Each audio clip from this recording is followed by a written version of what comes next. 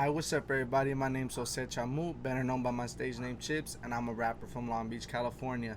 And today we're gonna be reacting to the eighth studio album for by Iron Maiden, which is No Prayer for the Dying.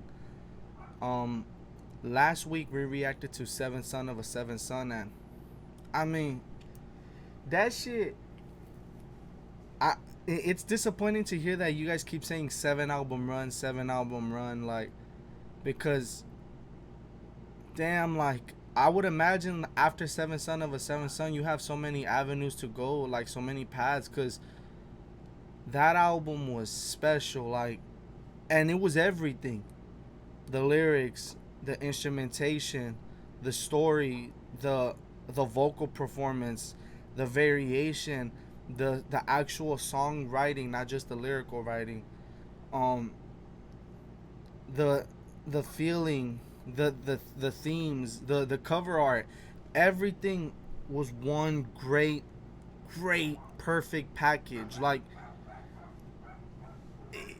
you know what? I'm gonna have to be in agreement with those people that say that Power Slave, Caught in Time, no, Somewhere in Time, and Seven Son of a Seven Son is their best three album run. Cause like, yo, Moonchild, Moonchild, like that's how you crack off an album, like with the Moonchild, hear the mandrake scream, Moonchild, mm mm mm. Seven deadly sins, seven your desire. No, but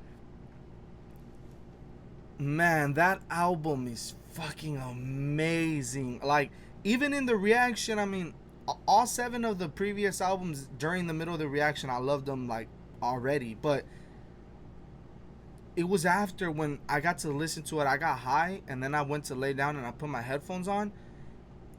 And where it really set in that this was like really truly special was the quiet section and the quiet solo and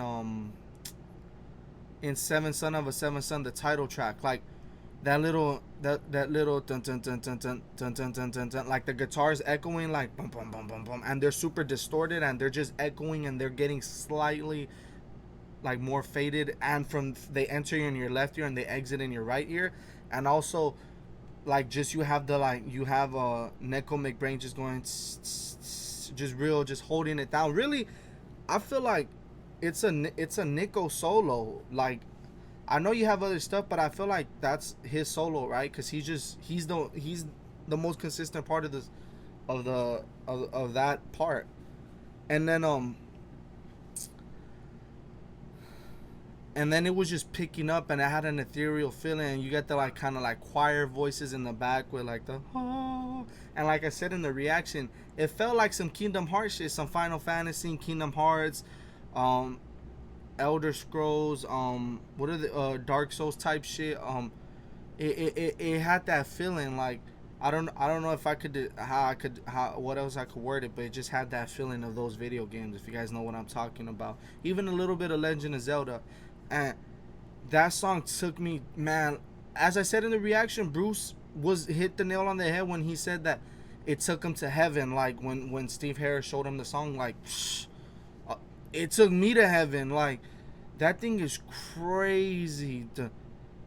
And I love just everything Bruce was doing in the album. I love on the title track how he's like born of a born of woman, and he in turn of a seventh son. Like, just his voice, the like witchy, mystical voice he uses, that he first really started using, I would say, in Power Slave, like when tell me why I have to be a power slave, like that type of like voice type of thing. And then he perfected it on this album, and it was throughout the album, especially really noted in like I said, the title track, and also in Infinite Dreams. In Infinite Dreams, that is textbook how to progress a song.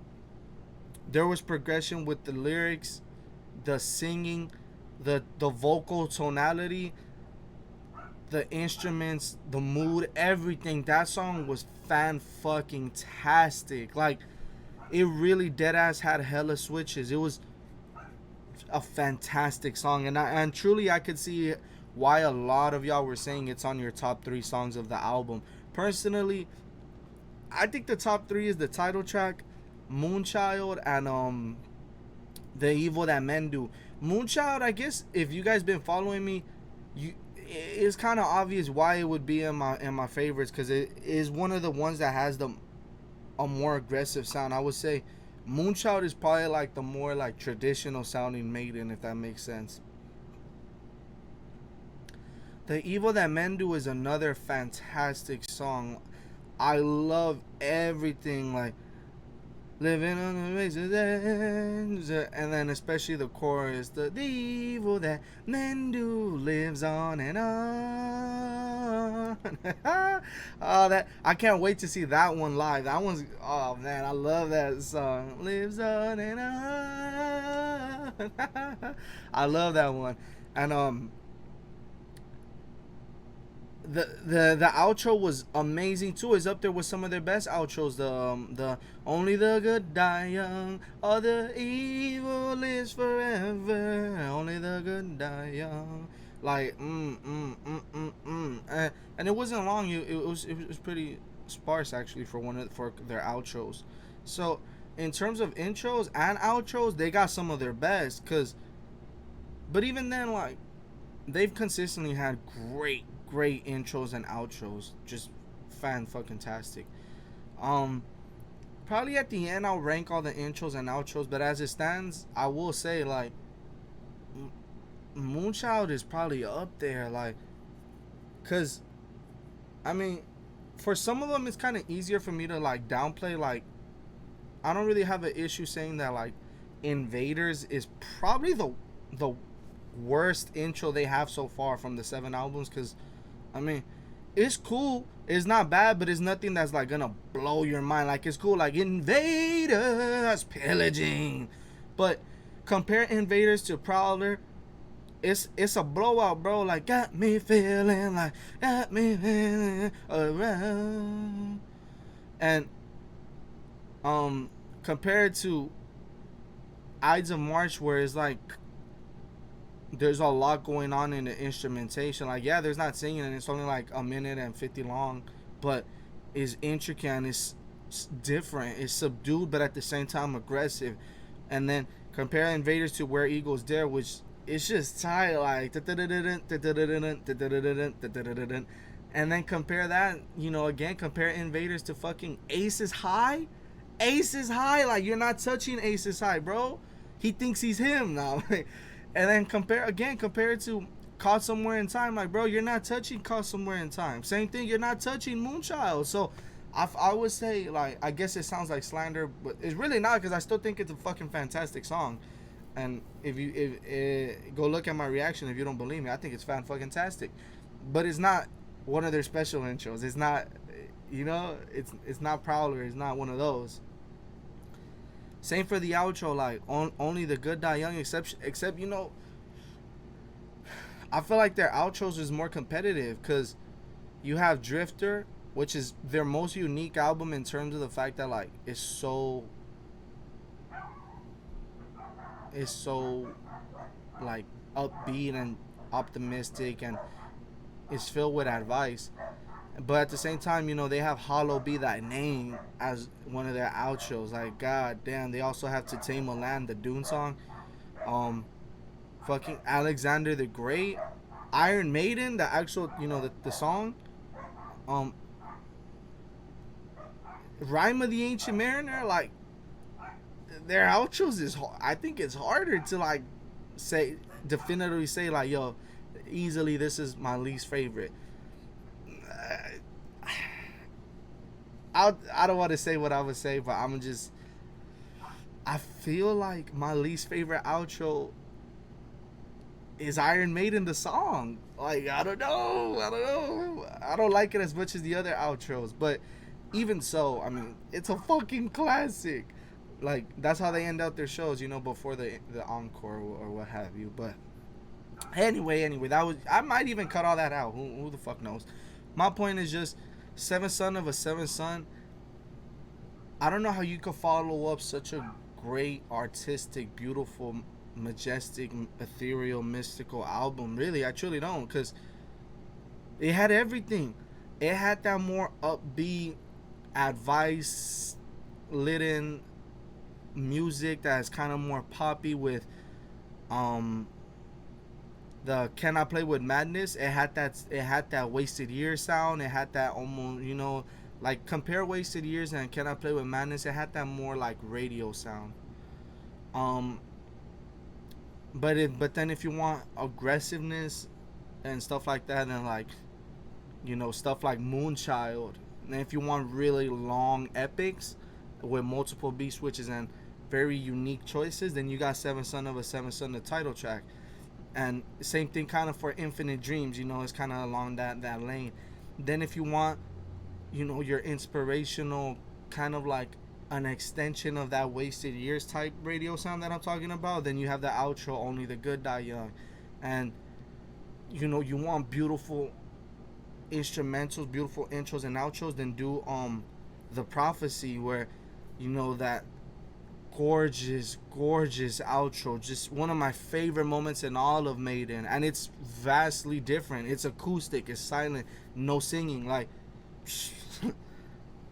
man, The Prophecy, man, that outro is fucking beautiful. And especially once you're high, you really feel the mixing, how like the center strumming is like hitting the left and right channels at the same time, and then you got the left and the right with the different instruments or the different solos, like or riffs. I don't know what's the fucking word. Um, with that being said, let's talk a little bit. We're not gonna talk a lot about this album, No Prayer for the Dying, because there's not much to say. Because again, you guys haven't been talking about it like that. Like I didn't see a lot of hype for this one, except for someone who I'm gonna look out for the song because you mentioned it. I'm gonna look out for Mother Russia. Someone mentioned it, and so it's stuck in my mind, especially because the story they commented. They use it as a theme basically. So from what I understand, also this is farewell to Adrian Smith. So everybody, let's give him his round of applause and let's tell him thank you for everything you've done for us, Adrian. We'll see you soon, hopefully. I don't know.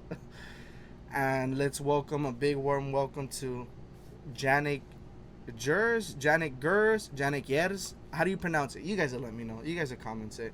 But yeah, well, goodbye, Adrian. I appreciate everything you've done. You gave us some fantastic moments. Truly, like, you were fucking great. I mean, I love doing Live After Death. And welcome, Janik. I'm not gonna say your last name because I don't want to butcher it, but I'm gonna learn it next time. So welcome to the team, Janik. Hopefully, let's see what you got. Maybe the first song might be like Where Eagles Dare. Maybe it's gonna be all about you. The focus is gonna be on your solo. Hopefully that, because that's a good way to like introduce us to what could potentially be a vastly different sound. The cover's not as cool as the previous 7. It's like whatever. I mean, it still looks fucking cool, but it don't look nothing like Power Slave. Like Power Slave is just fucking gorgeous. Number of the Beast is fucking sick as hell. What else? I know it's around 44 minutes, so that's good for me, because I mean, y'all see, my ADHD makes me yap for hours.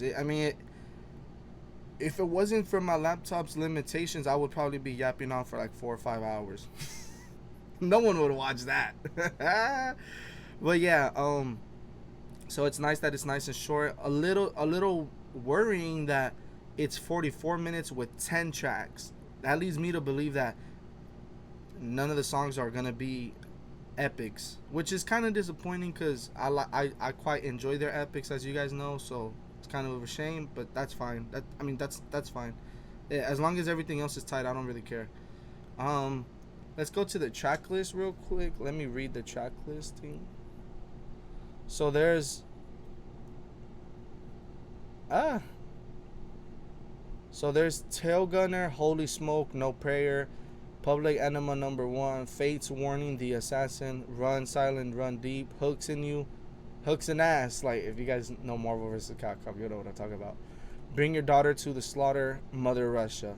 So of the 10, the two that I want to look out for, I'm gonna say Mother Russia and No Prayer for the Dying are two given ones, like, to look out for because of what I just said. Like, I feel like, you know, I gotta give myself something else. I'm gonna look out for Tailgunner, which is the first track, so it's gonna be the first thing I hear, because it reminds me of Ace's High. Like, just like, I know what a Tailgunner is, you know. And The Assassin, just because, I don't know, that sounds fucking cool as hell to me. The Assassin, like, it just sounds tight. Watch it end up being one of my least favorites. I don't have good picks. Whenever I say, oh, this song sounds like it'll excite me, like, very rarely does it go good for me. Like, you guys know, they're usually some of my least favorites for some fucking reason. I'm trash, man. But yeah, thank you guys for everything. We have like 155 subscribers. Hey man, you guys are the best, man. Like, this journey wouldn't have been as tight if it wasn't for y'all just being supportive, giving me fun facts. I still think the best fun fact I ever heard was the fact that Phantom of the Opera's jump scare, it has a utility. It's not just like a random ass, oh, let's just scare this nigga. Like, no, like, it's to remind you to switch to flip the vinyl. Like, that's fucking genius. Like, I wish more music did that. That's fucking genius. But yeah, thank you to you guys. I mean, you guys are the best. With that being said, let's get right into the reaction, because I've been talking too much. Like, shut the fuck up. Like, how long is it? Oh, it's a 4 minute song. I guess, yeah, right. On an average of 4 minutes, 4 times 10 is 40. So most of the songs are 4 minutes, I'm assuming.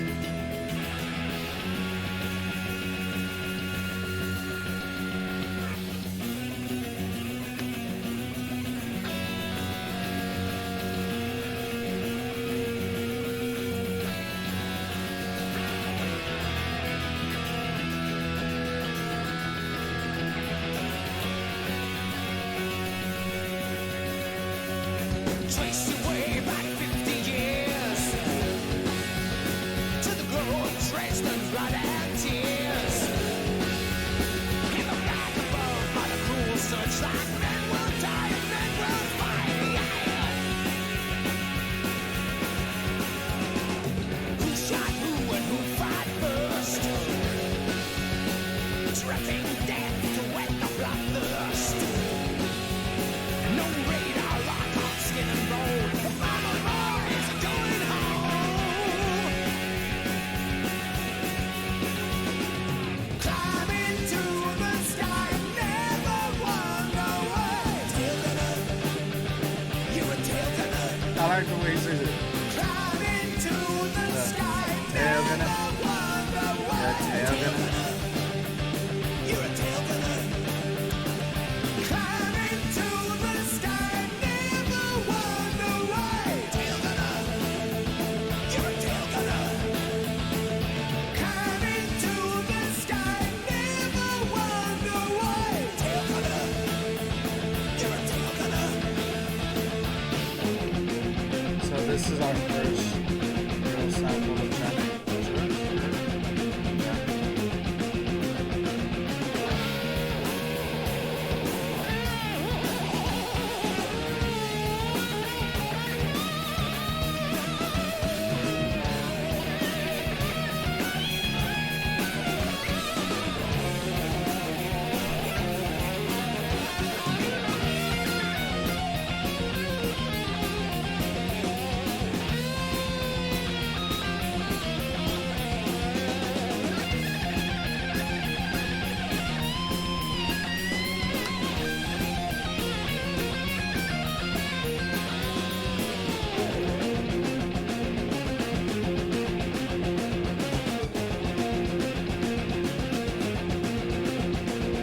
Nail that fucker, kill that son. Gotta blow your guts out with my gun. So when the forecast is good for war, come on and Frankfurt and some more.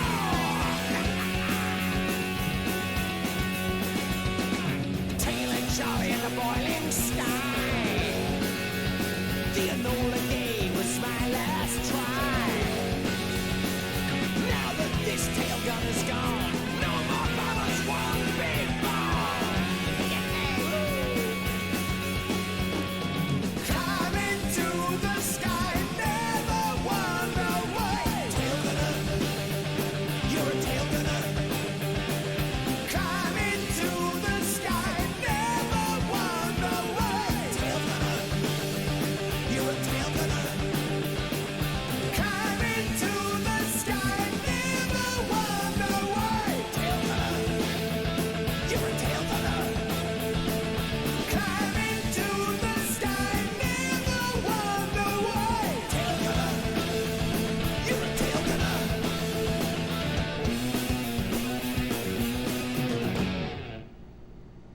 That was interesting how it sounded like it was gonna build up to like a second solo, like the dun dun dun, dun, and then it just abruptly ends. I can't really speak much on Janik's part because like it says that there's two solos with Dave and Janik, but like I couldn't distinguish one from the other. I mean, I'm not that good yet, like with my metal ear. I mean, just because I feel like I feel like it is a fair comparison.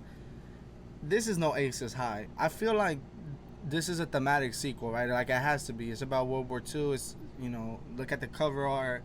It has to be a thematic sequel, right? And just for comparison, like this ain't as good as Aces High, like at all. Like it's not even coming close to it. Just how I just had the conversation that ranking my, or kind of like pseudo ranking my favorite intros. This is going in the bottom, and not to say that the song is trash. It's just it felt a little phoned in. I just it was lacking an energy. I can't explain it. Like the mix was a little off. The energy was like, I can't really explain it. I don't know what word to use, but it wasn't flying high, heart stopping action. It was okay. Bruce's like vocal performance was okay. That's all I could say about this song. Like it was just okay, and really lyrically there's not a lot to mention either way. But let's see. The name of the album is No Prayer for the Dying, and I'm pretty sure he dies in the end, right? Tailend Charlie in the Boiling Sky, the Enola Gay was my last try. Now that this Tailgunner is gone, no more bombers, one big bomb. Is he talking about the nuke with the big bomb? And so let's click it just to see if we're correct. The last bomber in a formation is the Tailend Charlie. Okay, the Enola Gay was my last try. Enola Gay is the plane used to drop the first atom bomb. Thus, the Tailgunner felt that nuclear warfare would make this type of soldier. Okay, so I was close. So he didn't die, but he was replaced, or he fears that bombers are being replaced by atomic bombs. The actual message is kind of is good, like anti-nuclear warfare. Like I like the actual message of the song, especially because you get the message really at the end of the song. But I really like the message of being anti-nuclear bombing and how like being replaced. So if we take replace and we just use it with dying as in like your job died, right? That's fair. That's a fair assessment to make, like, so this fits perfectly with No Prayer for the Dying, right? Like,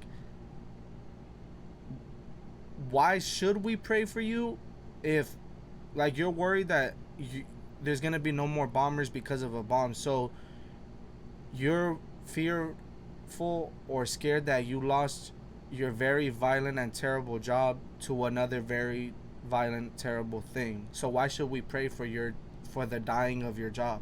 Or it could also be like no prayer for the dying, as in like he doesn't want anyone to pray for him. Oh, woe is me. Like, no, don't pray for me. I was a Tailgunner. I did my job until I couldn't do it, until I was replaced. So don't pray for me. Like, yeah, my job died, but don't pray for me. And same thing, he's probably not praying for the dying people he's been killing, we don't hear him praying for the dying, for the people he's been bombing, for the people they've been gunning down, like from the back of the airplanes and all that, like the fighter planes or whatever. Trace your way back 50 years to the glow of Dresden, blood and tears, cruel searchlight, man will die, man will fire. Who shot, who died first? Dripping death to wet the blood lust. No radar on. That's cool, like no radar lock, so you know you're gonna get got. But yeah, see, like, it's just a bloodlust that needs to be met, kind of like 2 minutes to midnight, where it's, you know, like, shoot to maim, won't shoot for gain, you know, like, well, we ain't got no reason. So it's kind of same situation in verse 2, where it's like, there's a bloodlust. That bloodlust could be the soldiers, or it could be the higher powers that be, like the political regime and all that, sending them to fill their quota up, you know, like, yo, we got more conquesting to do, more killing to do, so y'all better fill up, you know, y'all better fill up the banks with blood, you know what I mean? And again, they don't really have time to pray for the dying. And if we're taking it back to like those type of high powers, they're definitely not praying for the dying. They say they will, but they don't give a fuck about it. It's kind of almost exact situation, exact conversation I had for 2 minutes to midnight. If you guys want to go back and hear my discussion on that, it's basically, I worded the same thing. So I like this song a lot lyrically and message wise, thematically. Musically, it's okay.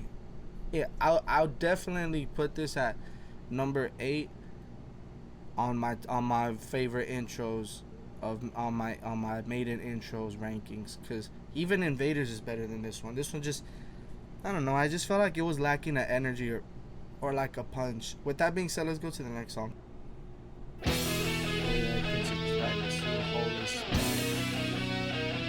So the fact that it holy smoke and not holy smokes makes me believe it's about religion. It is a hopeful sound.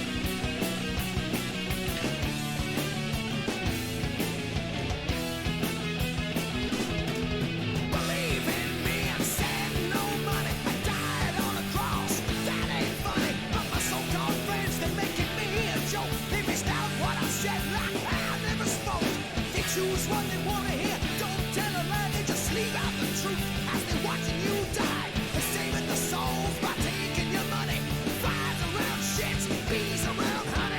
Holy smoke, plenty bad bridges for the devil to stoke. Beat 'em in feet first, this is no joke. This is thirsty work, making holy smoke, yeah. I'm not feeling bruised. He needs to do that. He needs to go back to his operatic.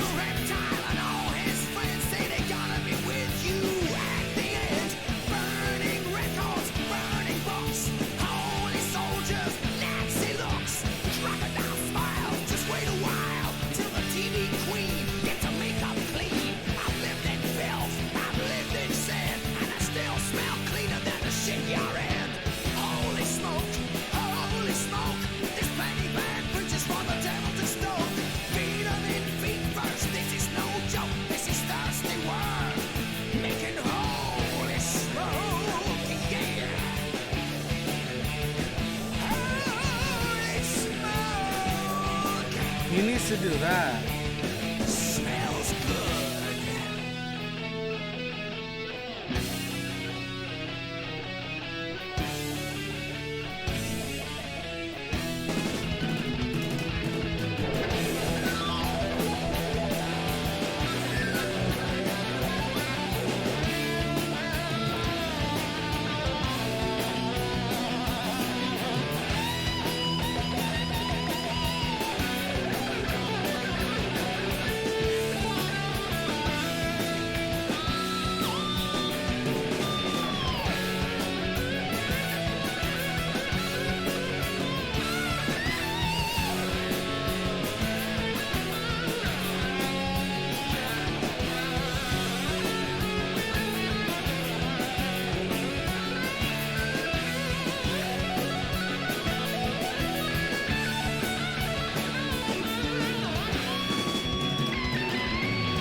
Solo is tight.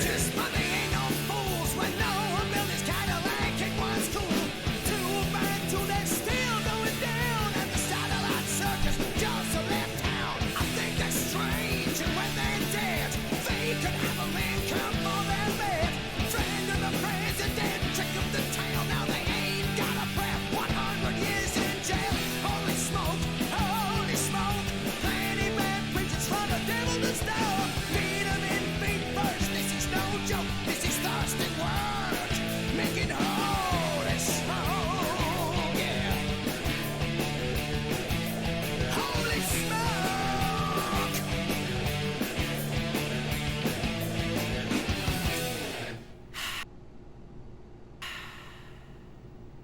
Oh, the like little. I was tight at the end. Damn, I ruined it. It's gonna sound better when I do it on my own time. When I like listen to it on my own time. I feel like off the rip, I'ma just say Bruce is my least favorite part so far of the two songs. He doesn't sound right. Now you could say like, oh, because I don't know how this is gonna go with you guys. Like if you guys love this album or what have you, but like I'm not saying artists shouldn't change or artists aren't allowed to experiment or what have you, but at the same time, you gotta know your strong suits. And like this whole edgy lyrics, edgy singing, it's not doing it for me, Bruce, bro. Like you reached your pinnacle the more operatic you went. Like the more operatic Bruce was and the more vocal tone like dynamics he introduced, he did much better. This is like him just trying to sound cool, trying to sound edgy, hardcore, and it's not doing it for me. And with the lyrics too, it's a little weird. It's not a big complaint considering if you hear one of my songs, just one, you'll probably hear more cussing than Iron Maiden's entire discography. It's just a little jarring to hear fucking in an Iron Maiden song the word shit, and I think the other one had fucking or fucking or whatever. But it's just a little strange to hear them like fucking curse and shit. I mean, even if you watch my videos, I'm fucking swearing more than they are. Just in this little 2 minutes, I probably swore more than they ever did.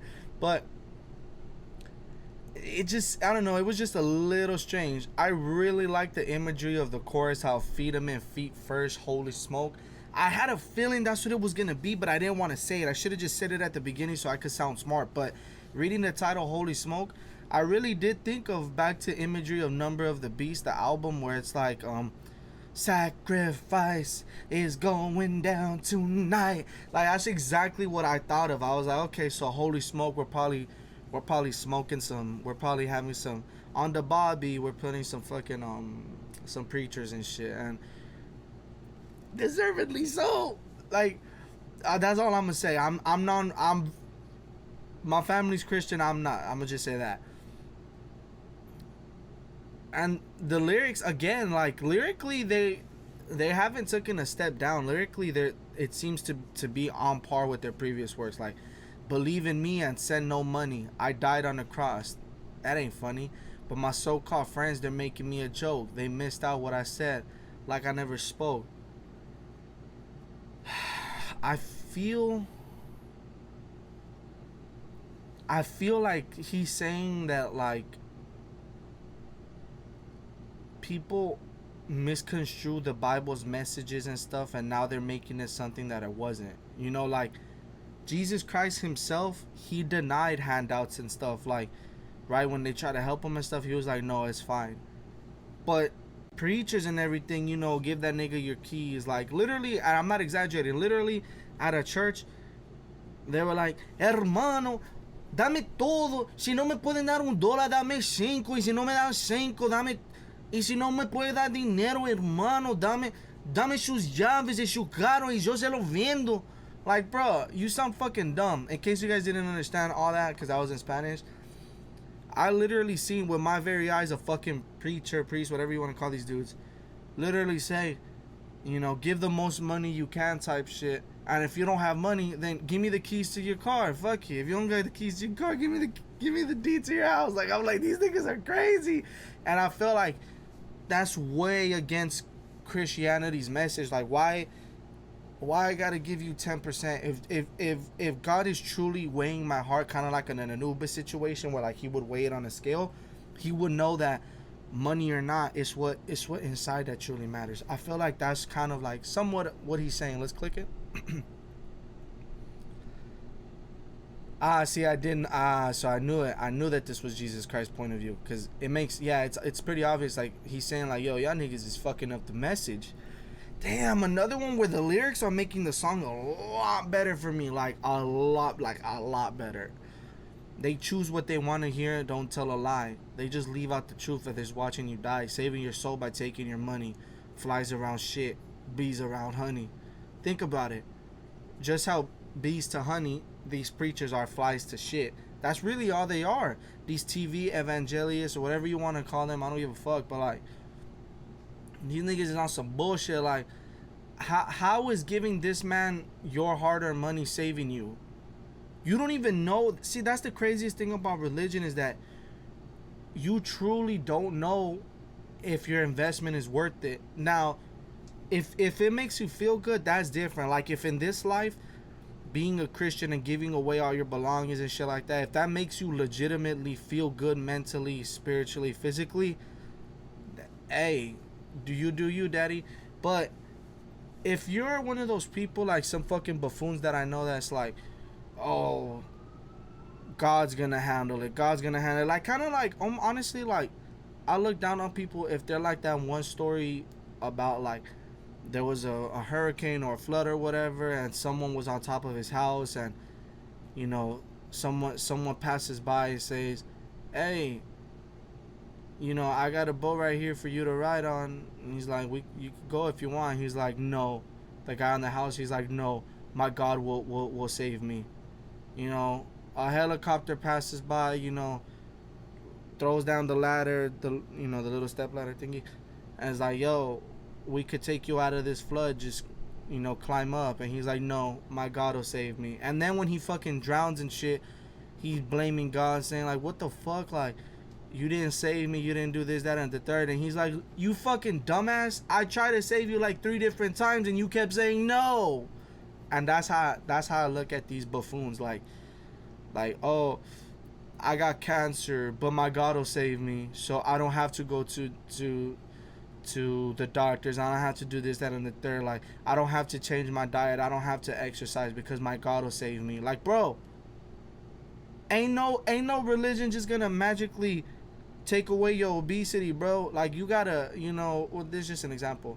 You gotta get up, you know, kind of like Outkast said, you gotta get up, get out, and do something. Don't let the days in your life pass by.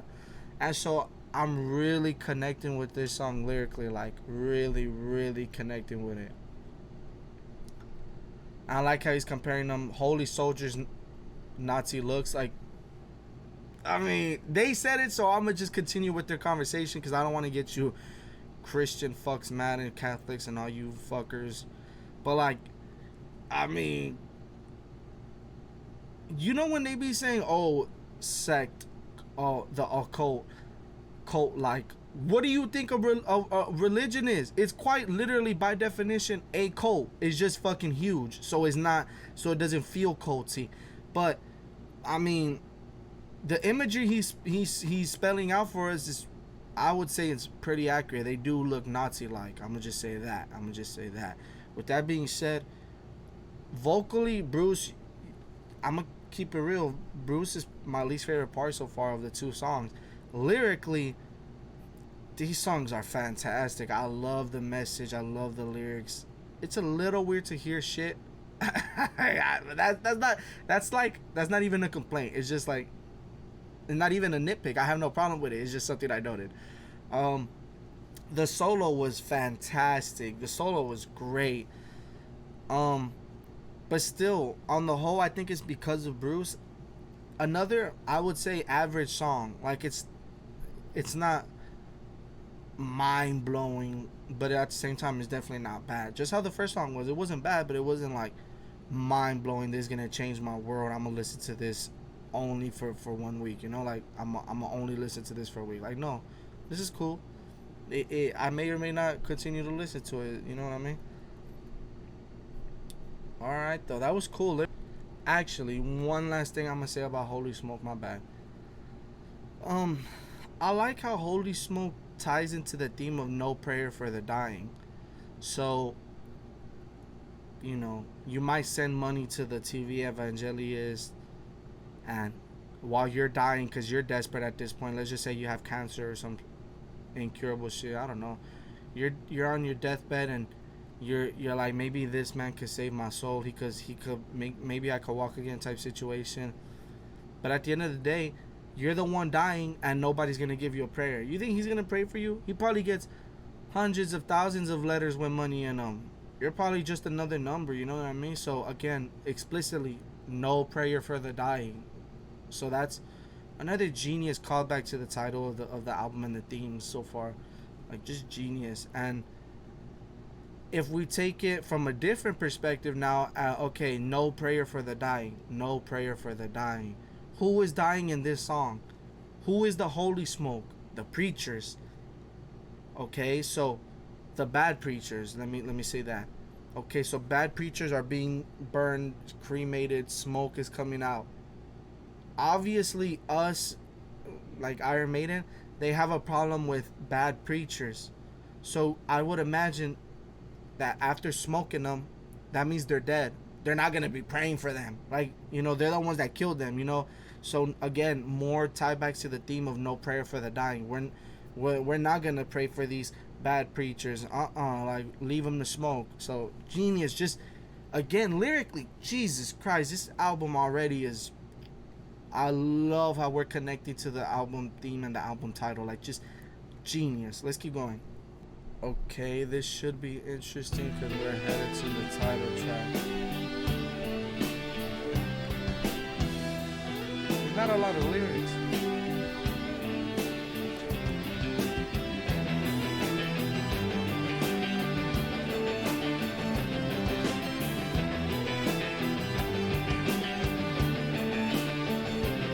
There are times when I've wondered and times when I've cried, when my prayers they were answered, and times when I've lied.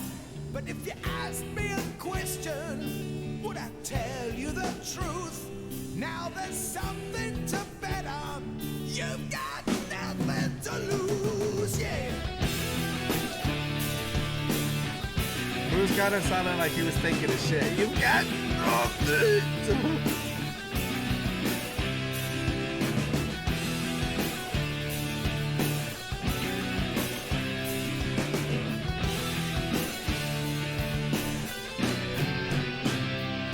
When I've sat by the window and gazed at the rain with an ache in my heart, but never feeling the pain. If you would tell me just what my life means, walking a long road, never reaching the end.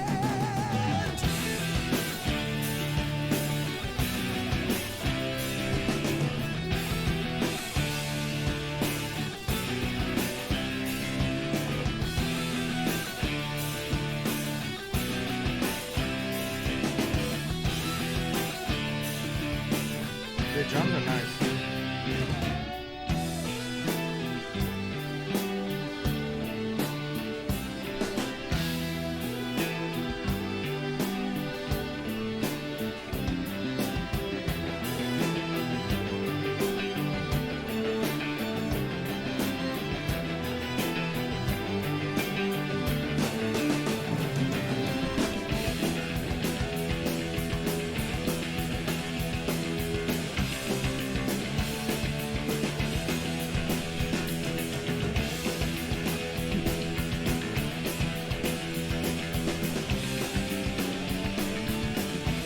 Ah, Steve Harris is coming through.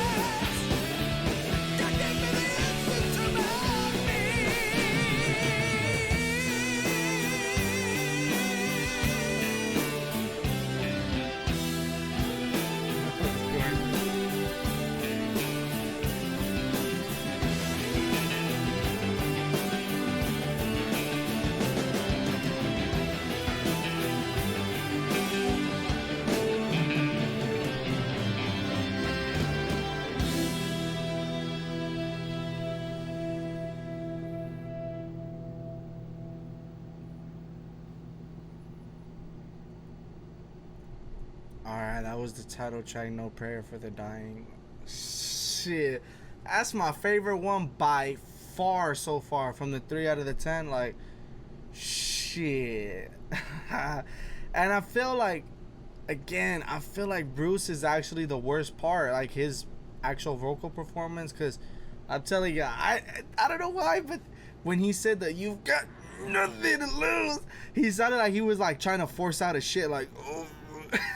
You guys are probably gonna flame me in the comments and be like, you don't get it, you can't, you're not artistic enough to speak on others. I've seen those type of comments and I'm like, bro, shut your bitch ass up.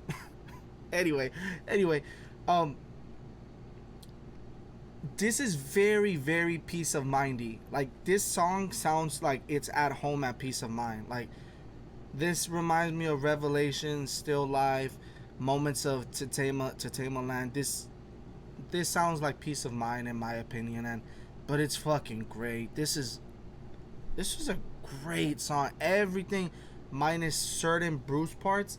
And Bruce gave me that vintage Bruce that I like, that I prefer, not that I only like and prefer, that I think he excels at. I don't think he's good at doing like this edgy thing he's doing, because what he's doing, it's similar to what he does on Power Slave and on Seventh Son of a Seventh Son, but it's not quite the same. This is more like, I'm trying to talk like I'm hardcore. And then the other albums is more like, I need to do my thing. Like, he still has a lot of that operatic things that he kind of gave us in this song. Like when he's doing the like, God give me the answer to my being. Like, he has that in him, obviously. So I don't know why he wanted to go so like edgy, because you could tell that. And this song, like, he excels at that operatic thing. Like, that's what he's really good at. I'm not saying you can't do other stuff, but again, balance out experimenting with what you're good at. Like, you know, there's only so far you could go before, you know, that's just not your lane, you know? Again, I can't really distinguish who was Dave Murray and Janik in the solo section, but, I mean, the solo was fan-fucking-tastic. Like, this had that, like I said, that vintage Peace of Mind feeling. It gave me that feeling. It was a great song. It's my favorite from the 3, which is a little funny that the what I would say the song that sounds like Peace of Mind is my favorite on this album, considering, you know, Peace of Mind is like one of my least favorite albums from the 7, so it's a little funny. It was inspired by the film A Prayer for the Dying, but the lyrics don't have anything to do with the movie. The lyrics are about the meaning of life, doesn't bring any answers, but ask God for them. No, it says uncharacteristically ask God for them, but in terms of this album, I mean, just as cohesive as it gets, baby. Like, we might get a 10, we might get a 100 out of 10 for cohesiveness. You're hearing it right now if it continues like this, because I mean, we literally just had the song about TV, you know, preachers and shit like that, and right after the outro is God, give me the answer, God, God, God. So we could probably say like, okay, so we abandoned the TV people, they died, no prayer for them, and now I'm dying, and I'm dying in different forms. I could be dying metaphorically, I could be dying inside, I could be dying physically, like, that's fine, but spiritually, but something's not right. I'm sitting by the window gazing at the rain with an ache in my heart, never feeling the pain. Literally what I just said, dying inside. You know, that's a death that you don't feel, you know, like, but you feel it, you know, like, you're not gonna feel it physically, but you feel it, you know. Why you gotta ache somewhere? Why are you feeling pains? You know, because you're dying inside. And so but nobody's praying for you, so you need to look to God for the answer. Not you're desperate, you know. So again, this is lyrically, thematically, and connecting to the title of the album, just genius. Let's keep going. This was a great song. We need to go down this lane. Like, I'm not saying like in terms of the mood or the feeling, but just like this quality. Because I mean, I didn't really like certain parts of how Bruce said certain lyrics, but that's fine. Like, on the whole, the song was still fan fucking tastic. But let's just keep going. Public Enema number one. What track is this? Track 4. I know Enema's like, is it the thing to wash out certain areas? I don't know.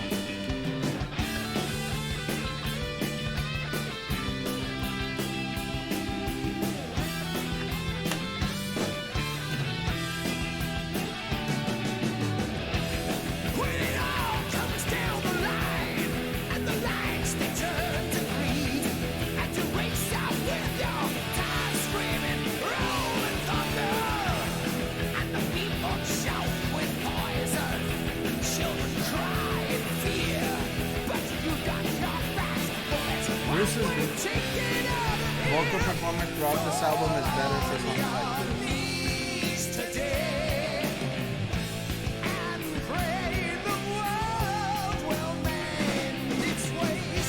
Get to your feet again. Refugees from the heartbreak and the pain. I love the alternating mixing. In the 70s in the streets, there's a tension you can't feel. The breaking strain is fast approaching. Guns and riots, The echo side. gamble and lie to save their skins. And the press get fed the scapegoats, public and in the underworld.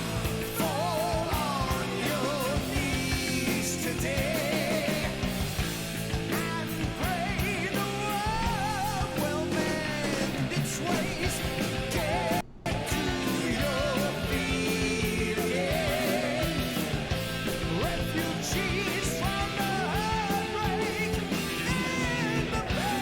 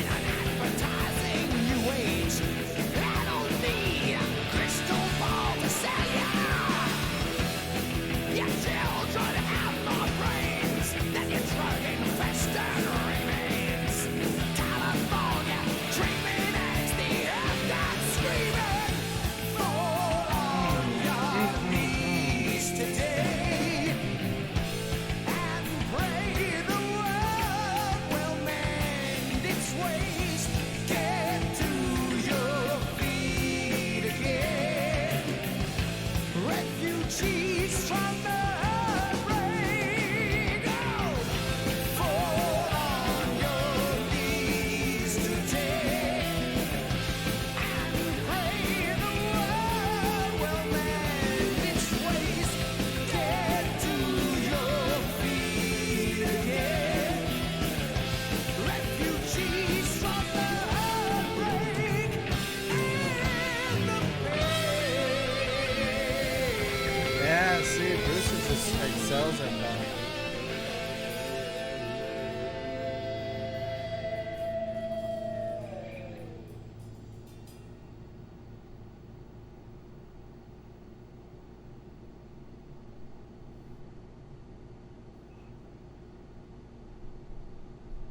Okay, so I know I'm ruining the outros of the songs, but I'll appreciate them more when I listen to them on my own time, because you don't have to pause to talk. In terms of whatever Bruce is going for now, like vocally, this song, he excelled in this song. That whole like edgy voice thing he's been doing, raspiness, he's doing really good in this song. Like this type of things is when he should be employing that, not for every single song, but for things like this, like just the tonality of the guitars, the mood of the music, the lyrics, like it just worked. I don't really know how to say it. Like I know I'll probably like seem dumb or like I'm complaining, like, but I don't know. It just in the other ones it doesn't work, but like in the other songs, but it just works here. I can't really explain it, but I mean, so Public Enema #1, Enema the thing up your ass, so you're getting fucked, right? The song is about people. Yeah, it was the douche, whatever. Yeah. So yeah, Public Enemy #1, that means, you know, the government looking out for you, but Enema means you're getting fucked by the government, and obviously we get that in the lyrics, like, you know, when it really all comes down the line, the lies they turn to greed, rolling thunder, choke with poison, children cry in fear, but you got one last bullet on the way to take it out of here. So just saying, like, just setting the scene, you know. And I like how the chorus is, we're going back to the themes of the title of the album, where fall on your knees today and pray the world will mend its ways. Pray, but no prayer for the dying. So if we take that idea, pray the world will mend its ways, fall on your knees, no prayer for the dying. The world is obviously dying, so that's the dying aspect, and then no prayer. But he's telling us to pray, so maybe it's like almost you're praying for kind of no reason. So that's why it's like, look, if that makes you feel good, then just real quick get down, pray, but then get back up. See, get to your feet again.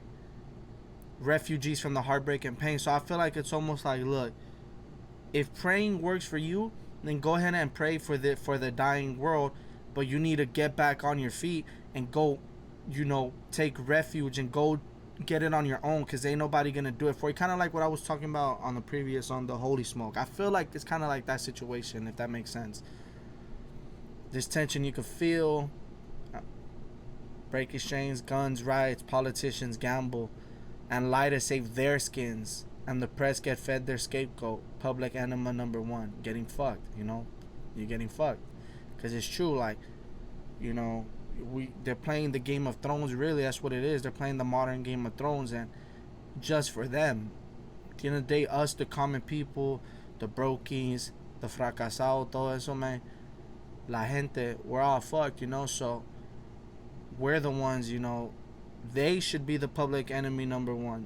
The politicians, the people who just fuck with us, but instead we are, and we're getting fucked. As in, like, the public. It's just genius. This whole album, I'm so far from 4 songs, I'm gonna just say, lyrically, this is probably the best they've ever been. Like,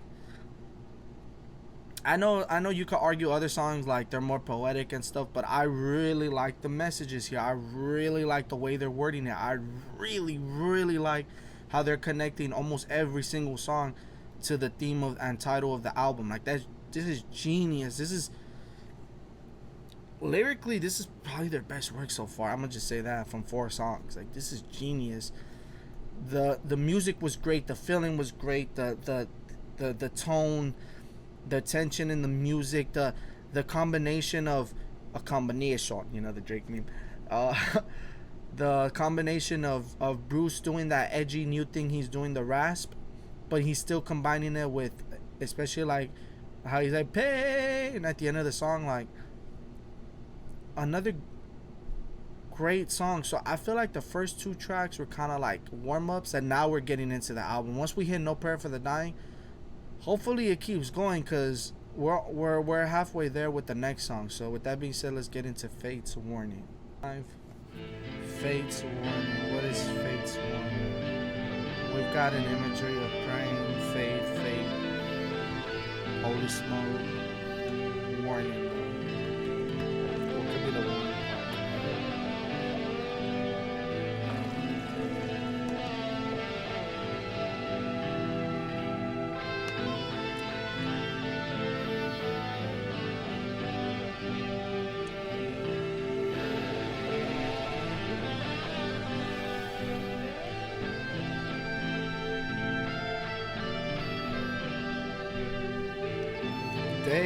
Dave Murray, man.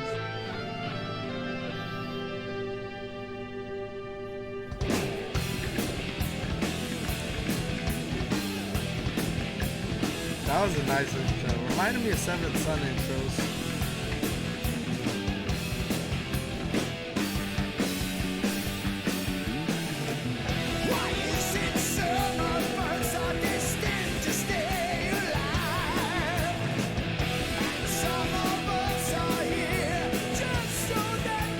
Look, see, this is vintage Bruce.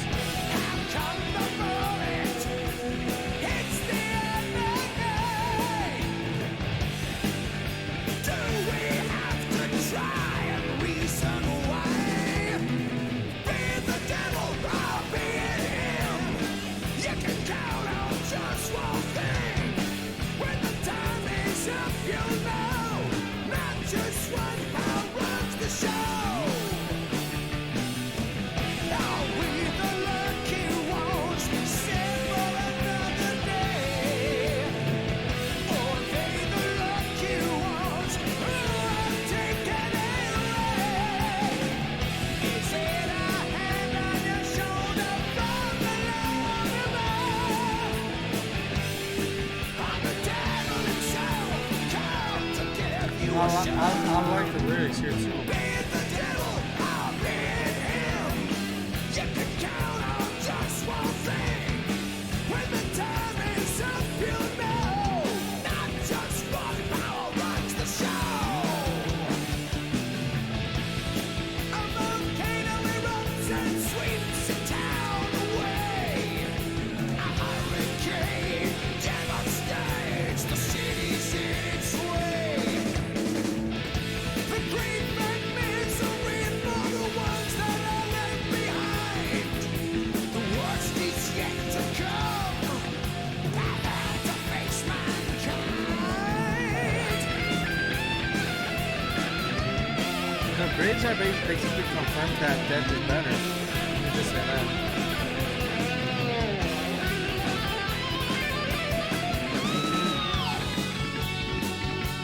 Is that Janik?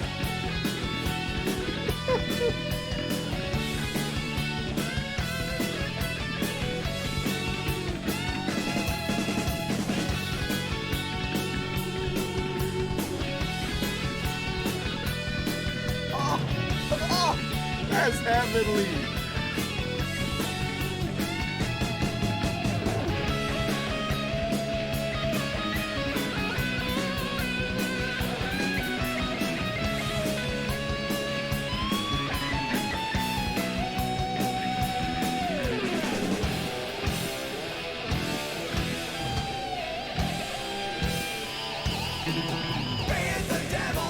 Almost sounded like a siren. You can count on just one thing.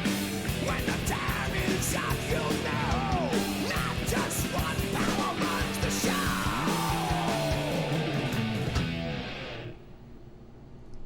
show.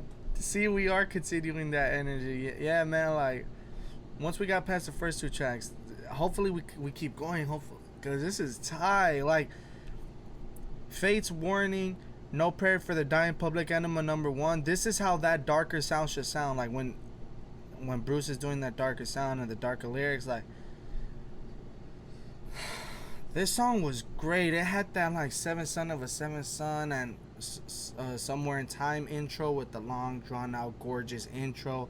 We picked up the speed, and then throughout this whole album, the solos have been doing overtime. Like, the solos are gorgeous. Probably my favorite moment in the album from the 5 songs, pardon, was the solo here. That was gorgeous, like, beautiful.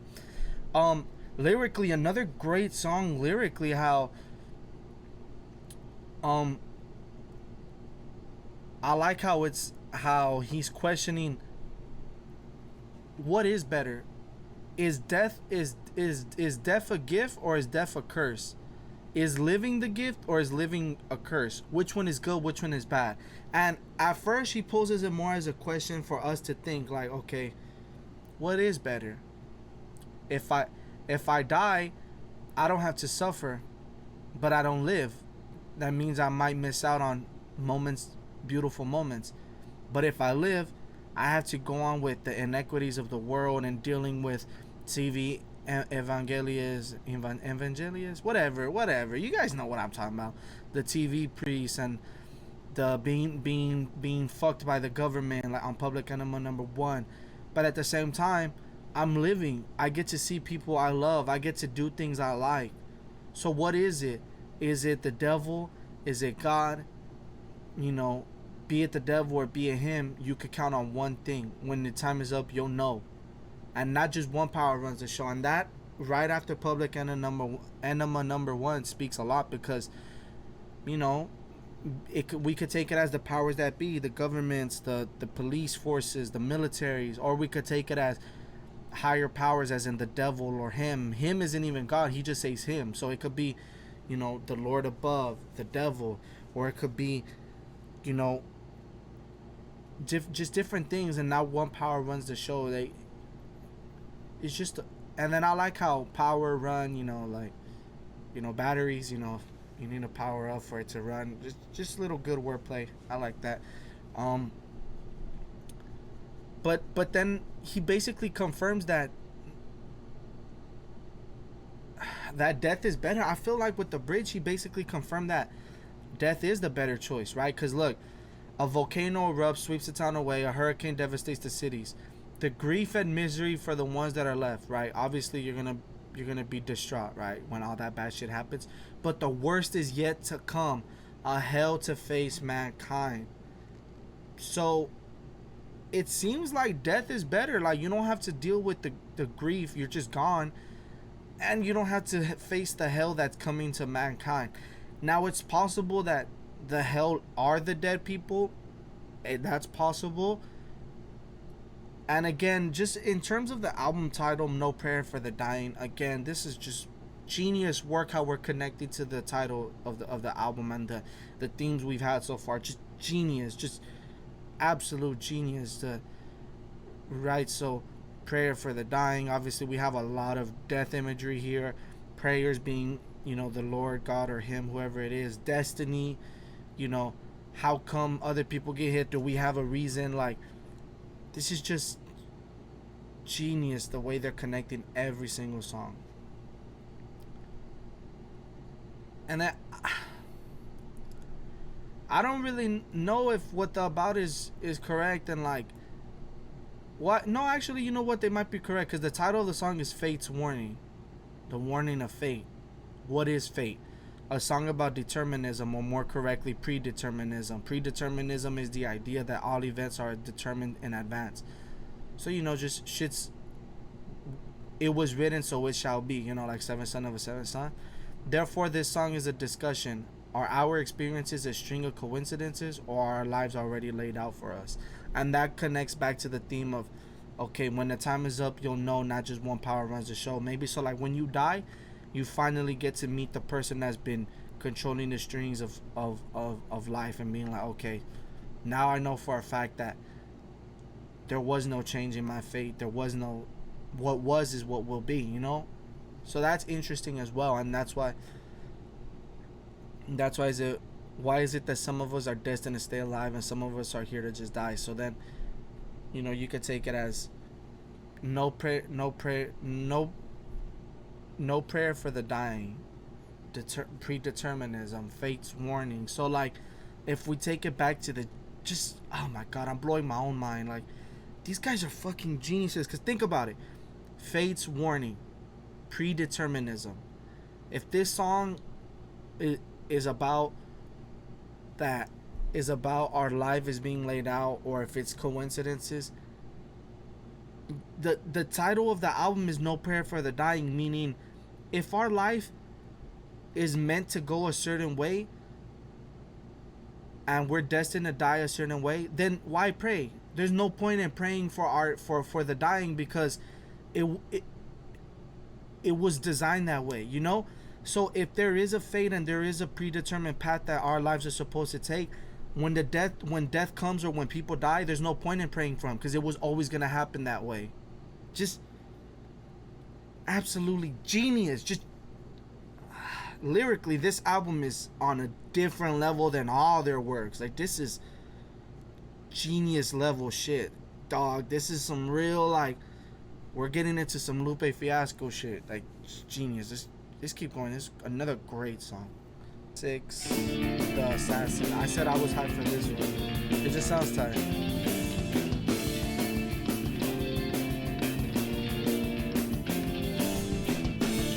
I'll fuck you with this.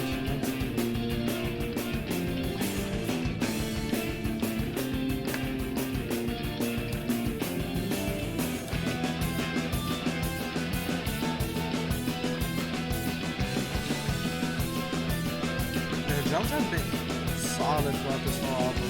They're great.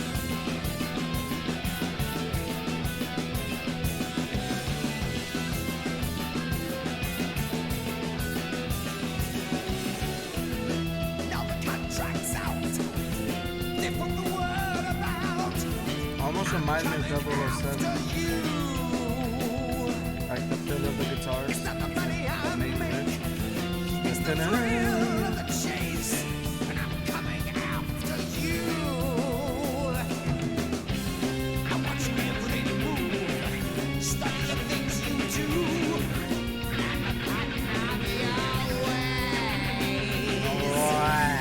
I watch the way you walk. I hear telephone talk.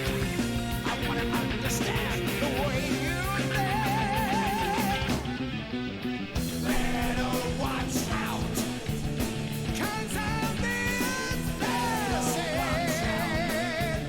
'Cause I'm the assassin. Better watch out. Better watch out. 'Cause I'm the assassin.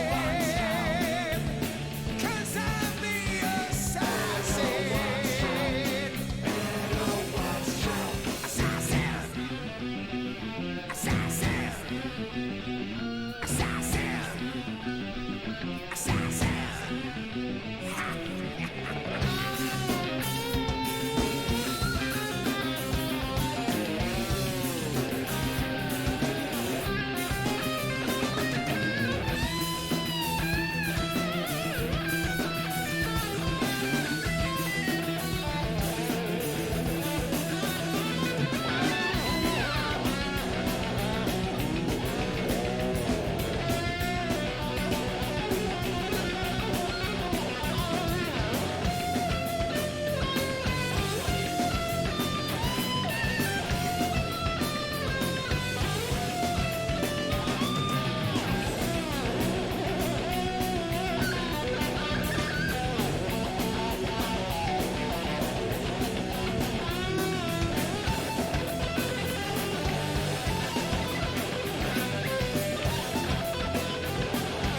That just sounds.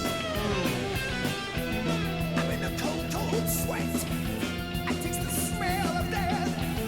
I know the moment's getting closer.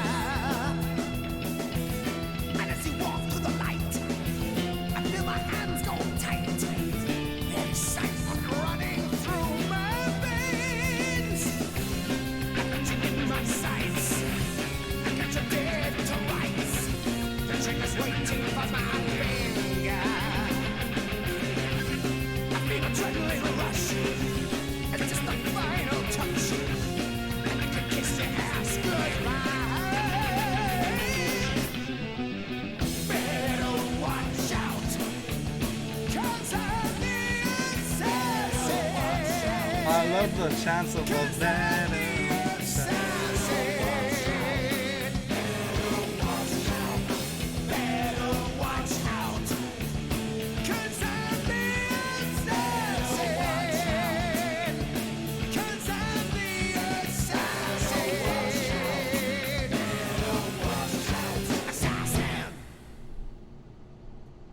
Alright, that was track 6, The Assassin. I mean, there's not much to say lyrically. Like, come on. I'm not gonna say it line for line on this one because it's as explicit as it gets. Like, damn near. The one thing I will say is connecting the idea of the assassin to No Prayer for the Dying. Obviously, whoever he kills, they will be dying, and he's definitely not praying for them. Like, come on. There's no prayer for those dudes. Like, this song was great. It's, right now is in my top 3. I'm gonna have to say The Assassin, Fate's Warning, and No Prayer for the Dying so far. Like, The Assassin was tight. Like, okay, so I'm happy that one of the ones I was hyped for was turned out to be tight. I mean, the lyrics, like I said, they're simple, especially the chorus. The chorus, you know, better watch out, I'm the assassin. But I love how the like almost choir double vocals, backing vocals copy the chord progression of the instrumental. As like, better watch out, and then it's like, Better watch out. Like, you guys know. You guys heard it with me right now. The solos, again, the solos have been just marvelous throughout the whole album. They just been elevating the album to a whole different level. If a lot of these solos were middling, I would say a lot of the album would be middling, but the solos really do carry a lot of the songs. Again, just another good song, like, just great. Let's keep and run deep.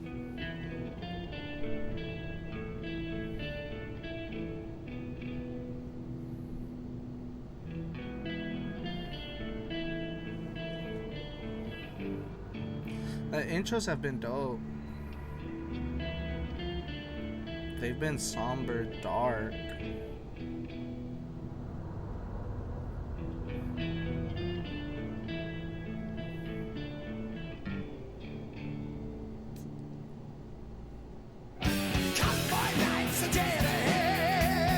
I love the little pause.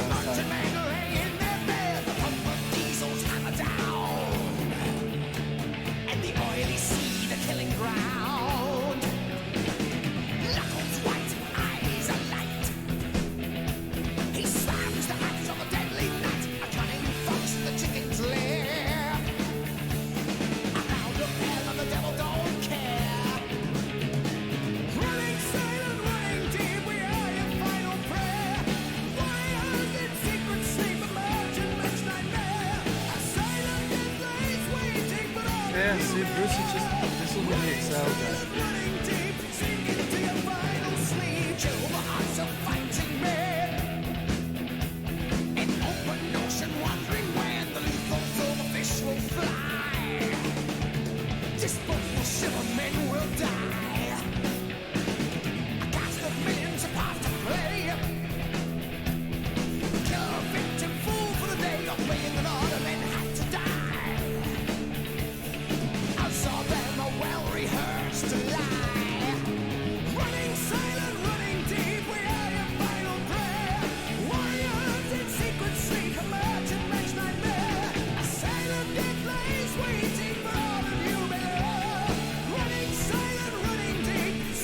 I like the way he's saying silent. Running silent.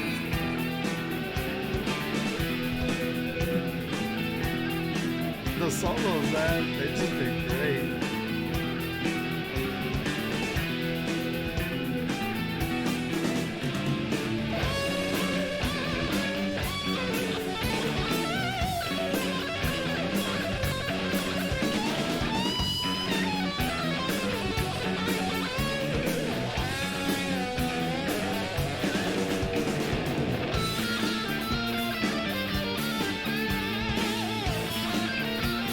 Steve Harris put in their work too.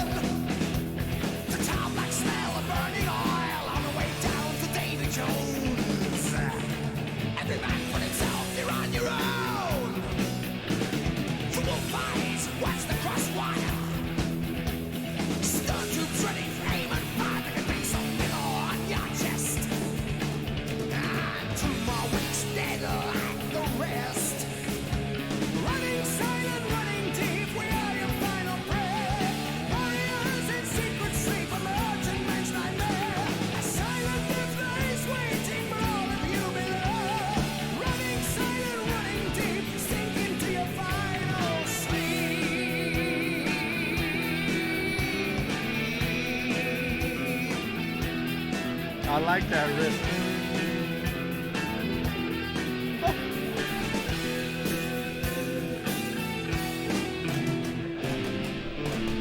Running silent, running deep, we are your final prayer. Warriors in secret sleep, emergent men's nightmare.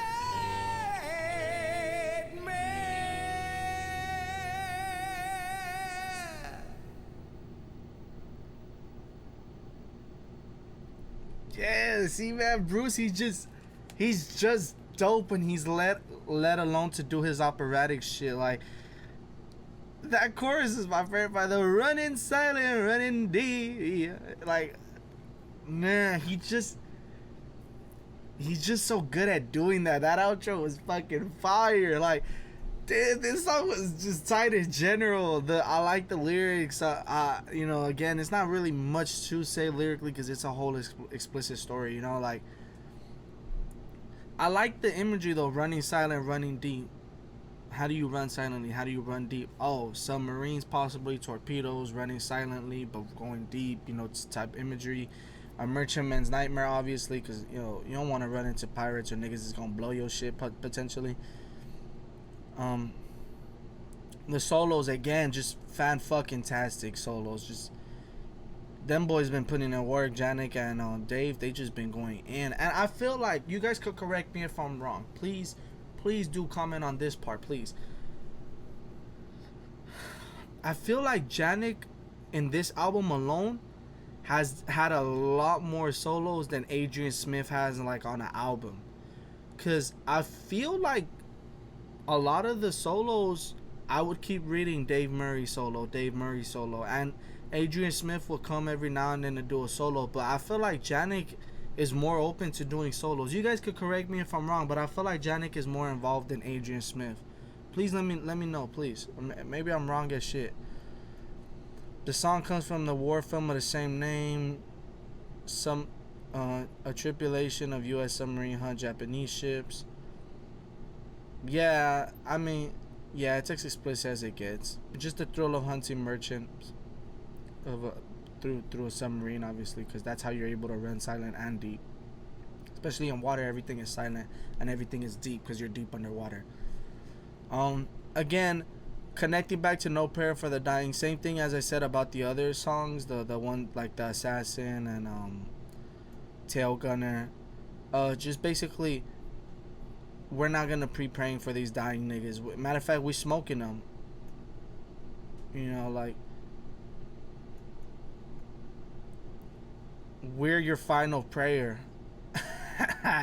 That's one of the most badass lines you could ever say. Like, we're your final prayer, as in like the reason you're gonna let out your last prayer is because we're right there, we're hunting your ass. Like, that's fucking gangster. Honestly, that's fucking G as hell. That's like some real gangster shit. But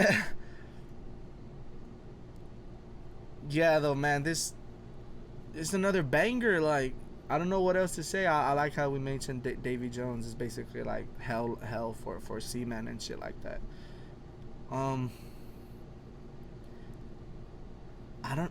Damn.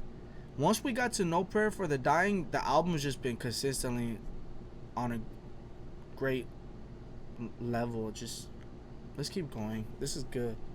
Alright, so this is Hooks in You, track 8. We're already on the last 3 tracks. Pretty fast. Right.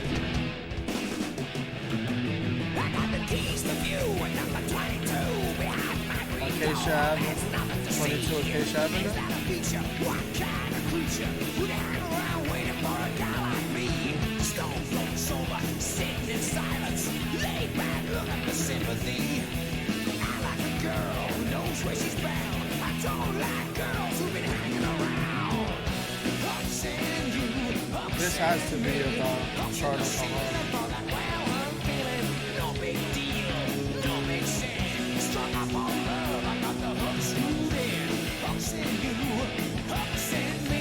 I don't like this.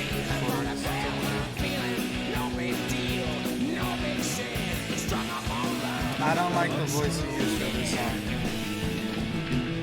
She's tired of she can't come to the phone. You must have got your wires crossed. She ain't home.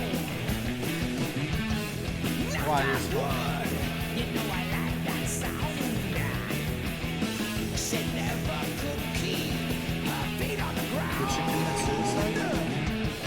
Hawks in you, hawks in me, hawks in the ceiling for the ground. I'm feeling no big deal, no big sin. Struck off my love, I got the hook screwed in. Hawks in you, hawks in me.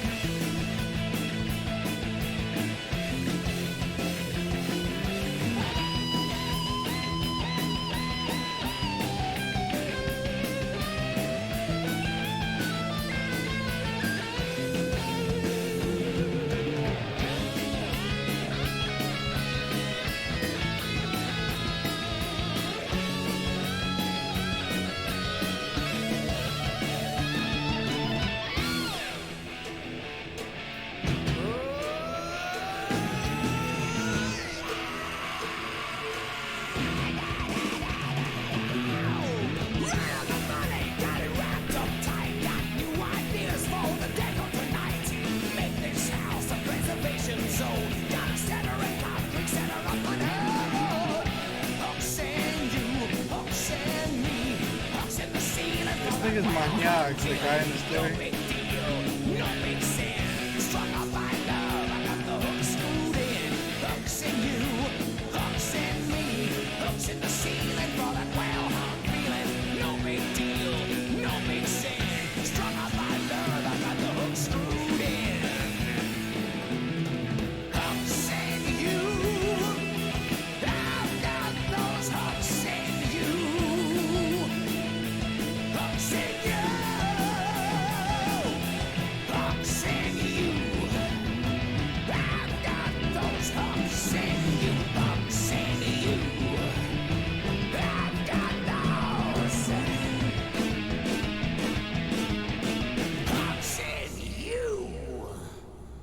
Alright, that was tight. The voice kind of like on its own. Like, I feel like the voice, I don't know, like lyrically, you know, it's dark, hooks in you, like, but then musically, I feel like it's kind of contrasting what Bruce is doing. Like, I don't know, I don't really know. Now, of the three, come on, let me just read the about. Let me just spoil it. Co-written by Adrian Smith, Bruce. Hooks in You is the last Iron Maiden song written before Adrian Smith left, which happened in 1990.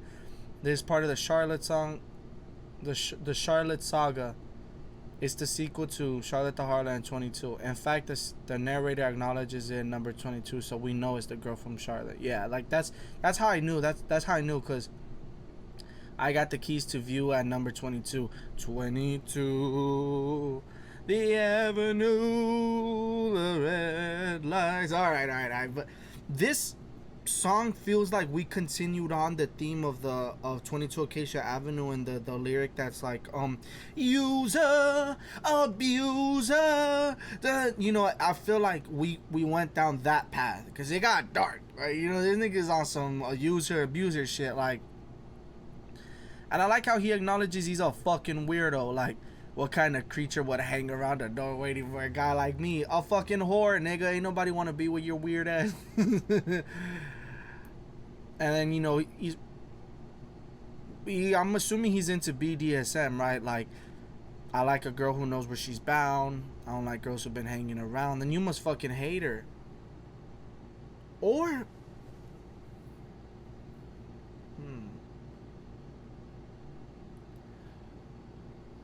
Oh, wait.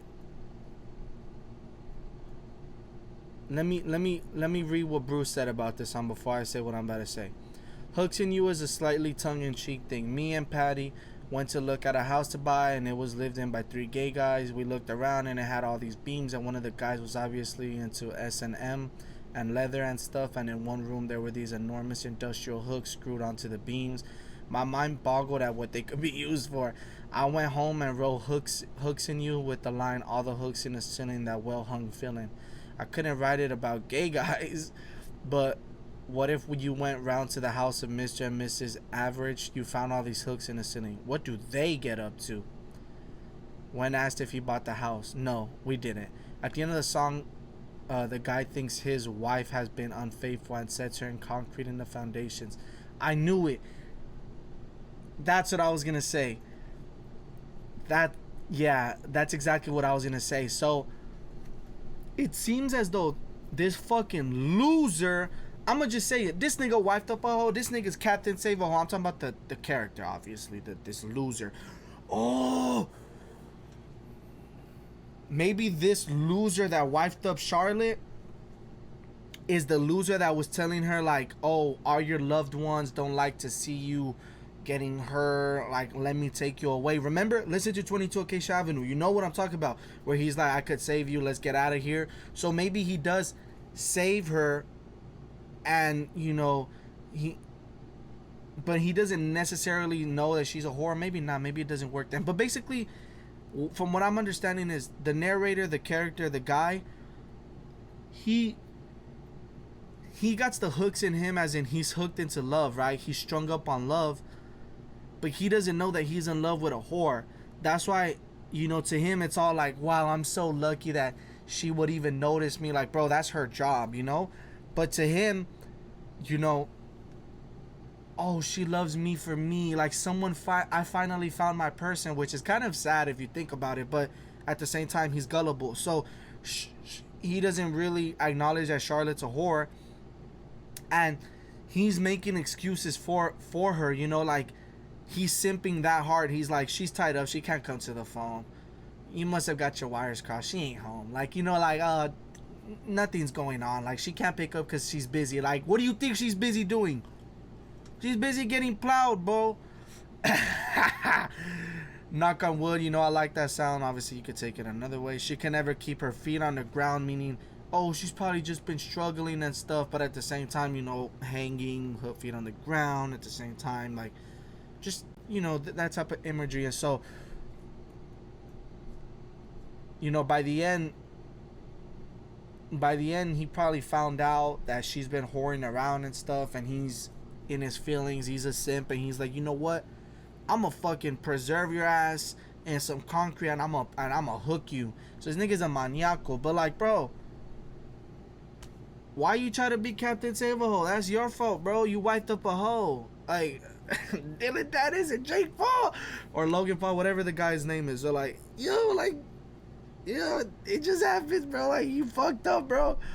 But yeah, so I think that's what the song is about. Either it's the character that saves her, or that saves in 22 Acacia Avenue, 22, or it's just a random ass nigga that didn't really know she was a whore, and then he found out the hard way, and then he ended up killing Charlotte, which is kind of like, that's kind of fucked up, bro. Like, but at the same time, Bruce said it was his wife, right? The guy thinks his wife has been unfaithful. I mean, if they did get married, Charlotte low-key fucked up by not telling him she's a whore. You know what I mean?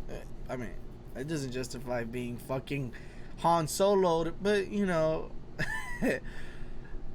yeah. This was cool, as in like cohesiveness to their previous works. Honestly, though, it's the worst Charlotte the Harlot song. Like,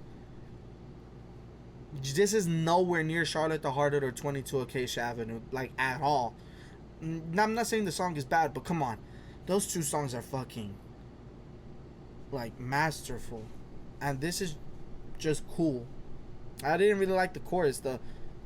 I wasn't feeling the chorus. I liked this song more because I've already have like connections to the other songs and the story that's being told. But like, if I had just heard this song alone without any previous knowledge, I would probably like it even less. So with that being said, it was a cool track. Now let's move on to the penultimate track, track 9, which would be Bring Your Daughter to the Slaughter. Alright, Bring Your Daughter to the Slaughter.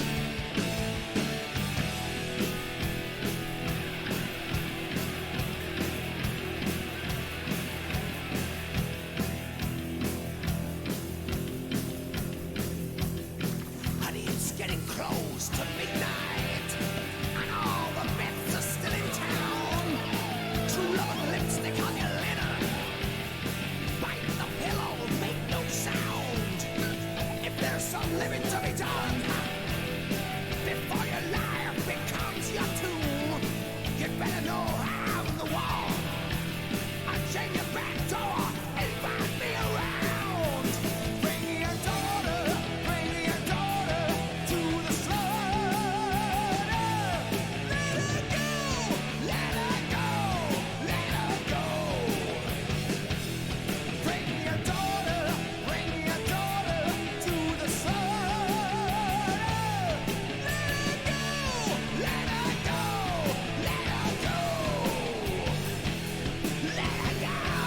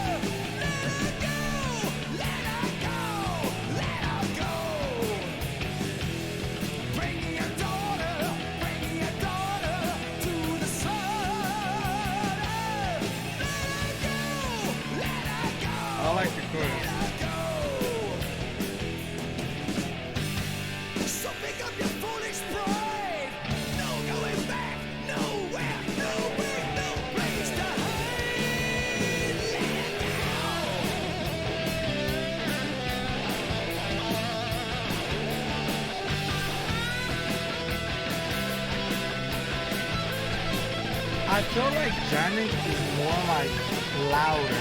Does that make sense? Like he's willing to go.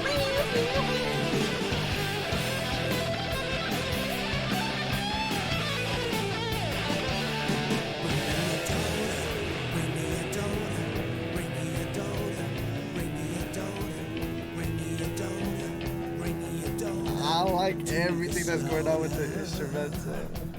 Bring me your daughter, fetch your daughter. Bring me your daughter, fetch your daughter. Bring me your daughter, fetch your daughter to the slaughter.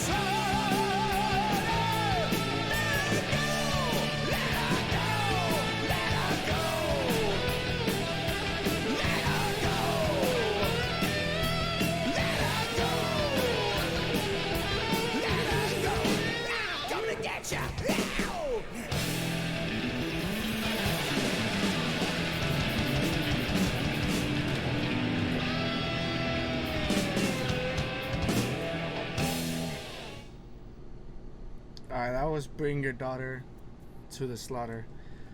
That shit was tight, man. Like, I feel like as the album progresses, either I'm getting used to the sound or I feel like the songs are better crafted for a mix between that like rasp that Bruce just started in this album, but at the same time using what he's good at, his vocal chops, his operatic singing, like the bring your daughter to, like, just the way he's combining them is just more seamless than something like on the first track, the Aces High Wanna Be. What's it called? The Tailgunner or whatever. This sounds like some horror movie shit, which funnily enough I read the about. It was recorded for a Nightmare on Elm Street #5, The Dream Child. It's kind of funny that the one that has child in its title is like the one they wanted Bruce for. Like, Steve is low-key a hater though. Like, he liked it so much, so he took it from well, not took it, but like he took it from Bruce and re-recorded it like for Iron Maiden. That's kind of like some fucked up shit, because you would think like including it on an album soundtrack, especially one of a big franchise like Nightmare on Elm Street, will be better, not just for your career, but also like your assets and your money, you know. Like, imagine how much residuals Bruce would have got, you know. And imagine this is, you know, post Power Slave, post Somewhere in Time, post Peace of Mind Bruce. Like, he probably had some good negotiations going on. So it's kind of like weird that Steve Harris didn't just let Bruce put it on Nightmare on Elm Street. And obviously Bruce had to agree as well. Bruce had to sign it off and be like, fuck it, let's use it. But still, I don't really like that. I feel like, you know, you probably have better opportunities there. And it's not like Iron Maiden were fucking dying of songs, you know. Like, you guys are some of the best songwriters and straight 7 albums of classics. So I feel like there was no need to poach this song. Let's read the about by Bruce. Here I try to sum up what I thought the Nightmare on Elm Street movies are really about. And it's all about adolescent fear of period pains. That's what I think it is deep down. When a young girl first gets her period, she bleeds, and it happens at night. And so she is afraid to go to sleep, and it's a very terrifying time for her, sexually as well. And Nightmare on Elm Street targets that fear. The real slaughter in the Freddy movies is when she loses her virginity. That is the real nasty thought behind it all. But what makes those but that's what makes those kind of moves frightening. See, Bruce is interesting how he's able to pick that. Well, I guess it's like the same thing how I'm able to break down his shit. But it's interesting that that's what he gets from Nightmare on Elm Street. And in a way, he's correct. Because, like, I mean, I'm not a horror fan or nothing, but I know of the movies. And, you know, typically the people that have sex are the ones that die. You know, like, that's just how it goes in slasher films. It's just how it goes. So, like, that's almost like your loss of innocence, your fear, all that. You know, like he's saying, sexuality. So that's interesting that's what he got from man. That's basically what it is, you know, just if you really damn, the first verse is kind of dark then, like it's not date rape. I don't think it's date rape. But if we're thinking about the slaughter, there is no physical slaughter, but maybe we could take it as bring your daughter to the slaughter, as in the slaughter of her innocence, you know, the slaughter of her virginity. Let her go, because she's gonna get fucked. That's why in the first verse, honey, so he's referring to his honey, his bitch, his girl, whatever, girlfriend, wife, whatever word you want to use. I just know that's his bitch. Honey is getting close to midnight. What do you do at night? Just how he said, at night is when you get your period, so that at night you're a woman or whatever. So he's telling her, the character's like, honey, is the nighttime, lipstick on your linen, bite the pillow. So he's basically like, bitch, I'm about to fuck you.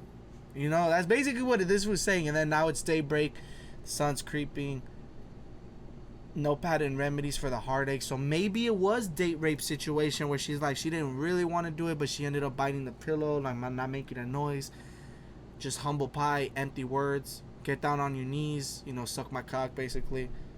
Pick up your foolish pride, no going back, nowhere to hide. So maybe she's ashamed that she was sucking some cock. So that's actually interesting lyrically. And again, if we're going back to the title, like no prayer for the dying, like what is slaughter if not death? What are we slaughtering? What are we killing? Our innocence, our virginity, you know, no prayer for that. You know, you're not, you know, ain't nobody gonna pray for you. Like, and if it was a date rape situation, or if it was explicitly rape, then you definitely, like, you know, she's ashamed, she's hiding it, you know, humble pie, you know, she doesn't really want to talk about it. So, like, I don't really want to pray for it. I just want to sweep it under the rug type situation. Crazy how even a song as simple as this, or like on the surface, is deep as shit on this album. Like, this album is crazy lyrically. It's just wow. Just truly, I would say this is truly their best work lyrically. And not just that each song is deep, it's also a different type of deep, you know. Like, you can be lyrically amazing talking about killing people, you can be lyrically amazing talking about theories, and there's different forms of being a lyrical genius, you know. And this is genius in what it's doing in prayers and death and those type of situations. And death comes in multiple forms, and prayers do as well. A prayer can be as simple as hope, you know, which really, I would say that's the genesis of prayer. Hoping, wishing. That's really what a prayer is, a hope and a wish. So this is very genius for what they're doing. Let's just finish the album. This is fantastic. And let me just say, instrumentally, again, amazing solo, amazing instrumental. I really like how, like, I think it's before the choruses, how, like, the beat kind of gets a little stripped down, and you hear, like, it gets a little more silent, more subdued, more echoey. Just gorgeous sonics. Like, this was a great song. This album really picked up after No Prayer. Let's just finish it out. Track 10, Mother Russia, the longest song on the album. Oh, and it's short as hell. I mean, lyrically, it's not a lot of lyrics.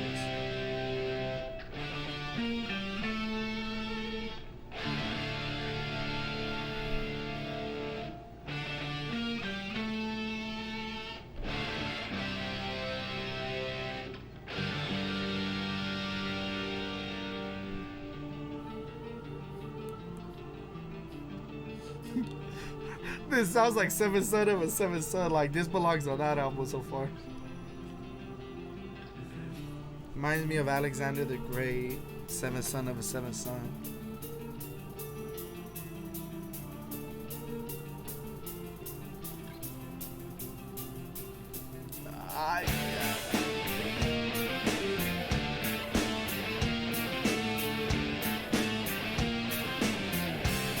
Good job.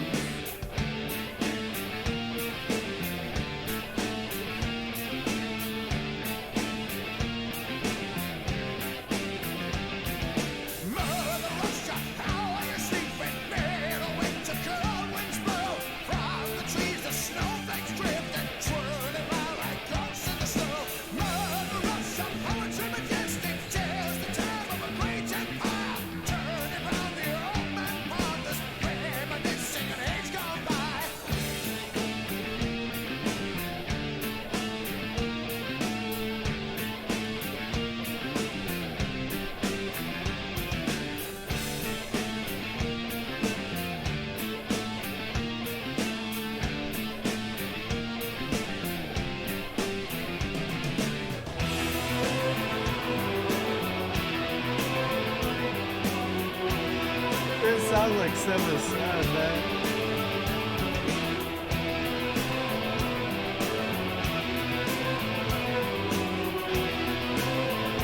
It sounds chilly and eerie.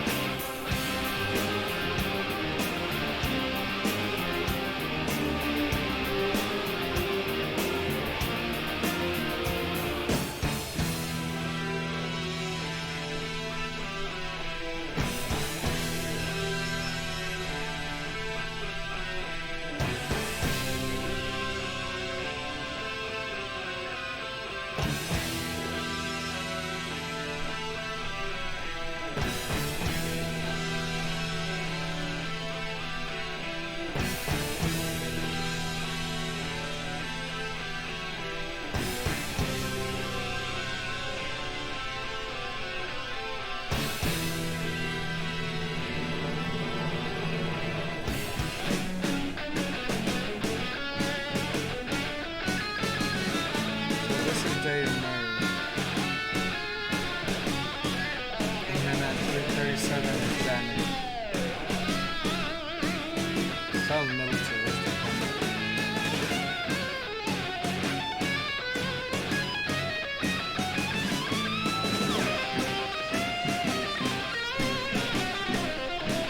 Yeah, see, Janik is like more like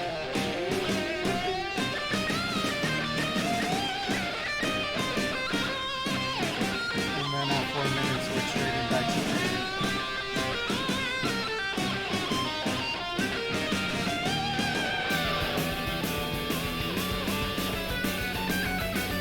and then at 4:10 we're gonna trade it back to Janik.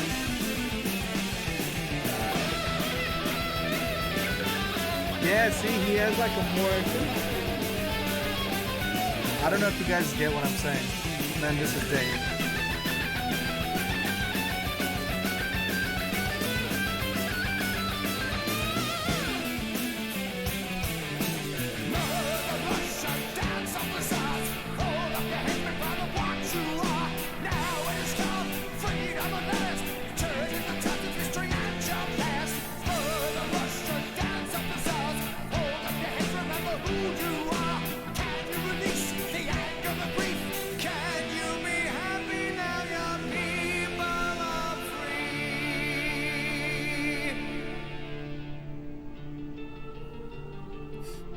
The intro and outro, bro.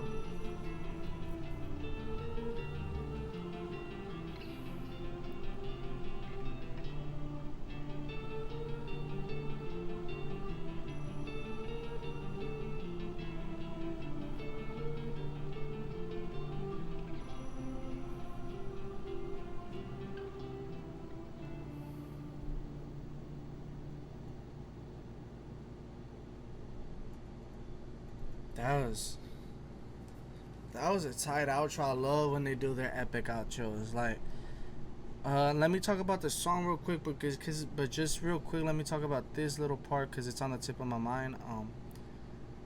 I like how you could connect Mother Russia, the song, to the theme of the album, No Prayer for the Dying, right? Like, what has been dying? Mother Russia has been dying, because how are they even? It's a beautiful land, cold winds, trees drifting, and all that. But it's been dying, like, can you release the anger, the grief? Can you be happy now that people, so it's almost like the death of Russia and the constant deaths of czars and the massacre and stuff like that. And then no prayer would be like, well, shit, I feel like the cycle continues, so, or maybe not enough people are paying attention, so there's no prayer for Russia for dying and stuff like that. So I think that's another beautiful tie-in to the whole theme of the album. But this song was great. Very sparse on the lyrics, but musically just so beautiful. It had that chilly, ethereal feeling. I love the like little the like choir things in the background, and the drums were up front in your face. The only complaint I have about the drums is that pattern wise, rhythmically, there wasn't a lot going on with the drums. It was just steady, but that's not a bad thing. That's just what I noted. But they were crispy. They were like, they were smacking right at the forefront. It gave us a nice rhythm and a nice tempo. The intro and the outro were just gorgeous. Back to that seventh son of a seventh son thing, and really starting with, really, I would say Somewhere in Time, their intros have just been just masterful, all just gorgeous. I love the back and forth. I love whoever annotated the instrumental break. Shouts out to you, because you made it more understandable for me. But I love how there's 5 very short solos going back and forth between Dave and Janik. And for someone who doesn't really know heavy metal like that, or like really know riffs or what I'm talking about or solos, it was great to be able to hear, okay, this is when Dave starts, this is when Janik starts. And kind of what I was alluding to throughout the whole album, I guess I was confirmed that Janik does. I can't really explain it. You guys will tell me, especially you guys who play guitars. Janik has a very, like, he does like a fast thing, and then he'll pluck it, like, I don't know if he's plucking it, but like he'll make the certain like strings or like whatever, certain chords, I don't know what's the word, but like he'll just make it go like doo, doo, doo, doo. So like he does that a lot. I don't know if it makes sense. To me it sounds like he makes like the guitar yell a lot, like boom boom boom boom, if that makes any sense. And it was, I really like that they were going back and forth. That reminds me of when like rappers trade verses back and forth, like listen to Wow Freestyle by J-Rock and Kendrick Lamar. The way they're like like the way they're just trading, it reminded me of that. Like, hey, let's just look at each other face to face and let me do my part, you do your part, I do my part, boom boom boom. It's just beautiful chemistry. I love that. I love it. I could only imagine how badass that would look when like on a live performance. Let's read the about.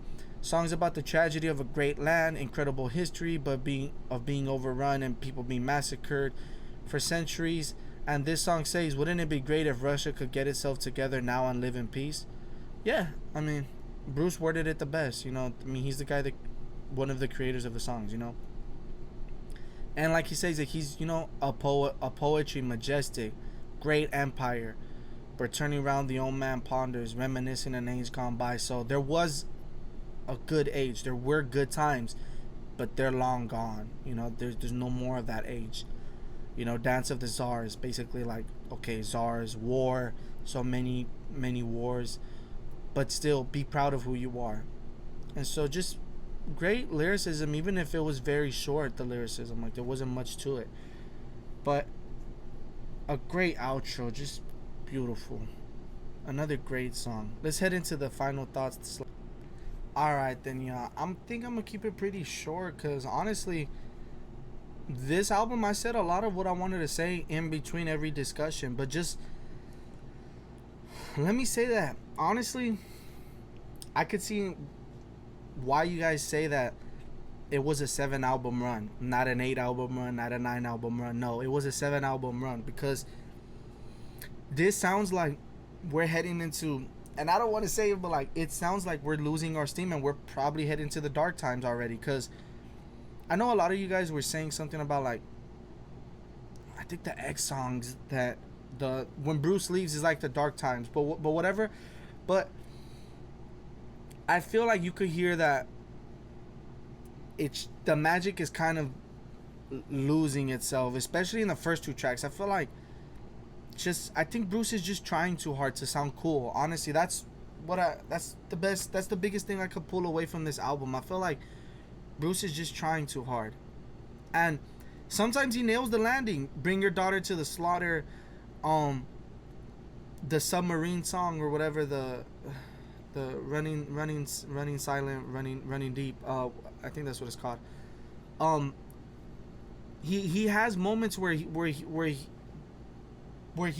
was back to that vintage Bruce, but at the same time, like I was saying, like that vintage Bruce stuff is like way different than what he was trying to do, and I felt like he, for the most part, failed at what he was trying to do in this album. Like he should have just done his regular voice, and the songs would have been a lot better for it, in my opinion. But at the same time, when he's able to like do a perfect mix between the more raspy voice and what he's good at, that operatic shit, you got magic like the Running Silent, Running Deep, and Bring Your Daughter to the Slaughter, and the Mother Russia. I don't think he did any of that rasp shit. I don't think so. But yeah, like the Tailgunner, Bruce, don't do that. Don't do that type of performance ever again. That felt phoned in. I'm gonna keep it real, dog. It was kind of phoned in. It ends up being probably the most popular song on the album, and you guys are gonna rip me to shreds and be like, "This nigga's retarded." Imagine. I don't know. I don't know what's the best song on the album. Like I don't know which one's the one you guys likes, but if it is that one, then well, Bide is my subscribers. I'ma still be me, bitch. No, but as I said though, the number one thing that I could compliment this album for is, come on, guys, like. Even if this isn't a part of your 7 album run and you don't think it's one of the best Maiden albums, we just gotta agree that, or at least we just gotta agree that this is probably one of their best lyrical albums. Like thematically, lyrically, this album was genius. I didn't think you would have a more cohesive album than Seventh Son of a Seventh Son, considering that's a fucking concept album, and the whole point of a concept album is to be cohesive, you know? That's the whole point. Whereas this album was just cohesive as a motherfucker. And it was cohesive in the best way possible. As I said before, it was cohesive in the fact that everything connected with everything, and we got a lot of the same themes and messages and topics, but it wasn't beating your head with the message. Like songs like Mother Russia, you kind of have to, interpret how does it connect with No Prayer for the dying of a country, the dying of a nation, whatever you want to word it. And then a same thing for like, the assassin, the sink or swim one, whatever. Like, you kind of have to like dig deeper for how does it connect to that. And then you got the more explicit ones with stuff like the Holy Smoke, right? Holy Smoke, right? Like. That may as well be the title track type shit, because it would fit perfectly. And also No Prayer for the Dying, it's as explicit as it gets as well. So it's stuff like that I think makes this a very intelligent album, a very genius, meticulously crafted album in terms of themes and lyrics. And like I said, the only complaint I would say is that Bruce, like, and maybe sometimes some of the songs were lacking a bit in energy. Maybe that's due to the fact that every song was 4 minutes minus Mother Russia. Like, this could have used a couple more minutes of runtime. Like, I felt like certain tracks, like the Charlotte the Harlot song, I felt like it needed more time to breathe, because we're already used to the Charlotte the Harlot songs having nice slow moments, whereas we didn't get a single slow moment for the Charlotte the Harlot song, the Hooks in You or whatever. Like, that song should have, I know, like, who am I to tell them how to make their songs, but like, think about it. 22 Acacia is a whole, I think it's like 7-minute journey, where it's like We got the slow love song type stuff. And Charlotte the Harlot, that's what made it so unique for the debut album, because we got a song that completely fit the script, and it went into like a more stereotypical love song sound where like Charlotte, you guys know what I'm talking about, the beat switch, like so unique. Whereas this one, Bruce was just doing his like edgy voice, and it didn't really lead to anywhere. That was my complaint with it. That I know that technically that's my issue, like that's my fault for coming in with expectations and expecting that a Charlotte to Harlot song to sound a certain way. But I think at the same time, they got me used to it. But at the same time, I understand, okay, maybe that was your creative decision, that's what you want to do, fuck it, that's fine, whatever. You're Iron Maiden, I'm not, so that's fine. But regardless, I still feel that way. But at the same time, we got short songs. Well, short, 4 minutes is not short, but like we got 4 short songs that they had everything. A lot of these songs felt, I'm not saying that like they sounded or thematically, but a lot of these songs felt like Flight of Icarus, because Flight of Icarus, it takes us through a whole journey in only like 3 minutes. And that's how this album feels. Like a lot of the songs are only 4 minutes, and we start off with a pretty drawn out intro, nice outros, and the middle we get like a verse, chorus, real quick, boom. Then we get like a solo, boom. Then back to like usual stuff. So a lot of they were like kind of similar, like formulaic. A lot of this album, which is good for cohesiveness and consistency, because it makes it one sound, one consistent sound. So that's not bad. That was pretty cool.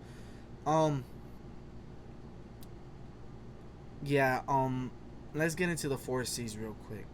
Consistency. This is gonna be the first one where I'm gonna have to say consistency has to be like, and I'm redacting my consistency grade for Peace of Mind, by the way. Now I feel like Peace of Mind maybe it was like an 8 out of 10 in terms of consistency, whereas this one, Hooks in You, Tailgunner, it just and little moments inside of the songs, like when Bruce sounds like he's gonna take a shit, like trust me, that's how it sounds.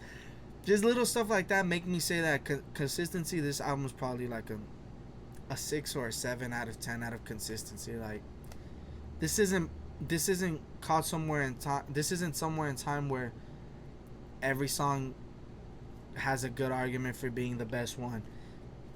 This isn't Seventh Son of a Seventh Son. This isn't Power Slave, where like a greatest hits type sounding album. This is just, hey, I feel like certain songs are noticeably worse or not as good. Because I will say, I'm still at the point where I don't believe that any of the songs are trash. I could have done without maybe the Charlotte the Harlot song and the Tailgunner song, but they weren't garbage. Like I didn't feel like I wasted my life. They still had good moments. That Charlotte the Harlot one and Tailgunner, I like the lyrics. I like the message of Tailgunner. I like the way it connects to the album. But I don't think they're as good as Bring Your Daughter to the Slaughter, Mother Russia, Holy Smoke. The one that I really enjoyed, what's the title? Let me see, because I can see it right here. Pardon me. Let me see the Fate's Warning, stuff like that. I just don't think it's that good compared to those. So consistency is not consistently great, and is not consistently trash. So therefore you get like a 6 or 7 out of 10. Cohesiveness. Was this album cohesive in its themes, its messaging, its lyrics, its sound? Come on. 1000 out of 10, bro. Like, this is their most cohesive project. This is just a fantastic album lyrically. Like, just genius work, bro. Like, that's the word I keep using, but that's what it is. This is genius. I love the messages. I love the way it connects to the album title. I love how it connects to the album art. I love how the song titles reflect the songs. This is 1000 out of 10 for cohesiveness, bro. Like, this is fantastic. Creativity. Was this album creative? Yeah, you get a 10 out of 10 for creativity. Like, that's a pretty easy one to score high for me because, well, no, no. That's more like a performance thing. But I was gonna say maybe 9 out of 10 because I felt like Tailgunner wasn't creative. Like, bro, you already did that song and you did it better in Aces High. I know Aces High didn't have that like anti-war, nuclear bomb type thing compared to the this one, but still, I felt like it was just Aces High done worse. Um, but then Bring Your Daughter to the Slaughter. That's one of their most creative songs. If you lyrically like go to my discussion and how I and Bruce break it down, like, bro, that song's actually really deep. It's not just like BDSM type shit or like whatever, or it's not just filler lyrics. Like, they're really dense and something to chew on, something for you to think about.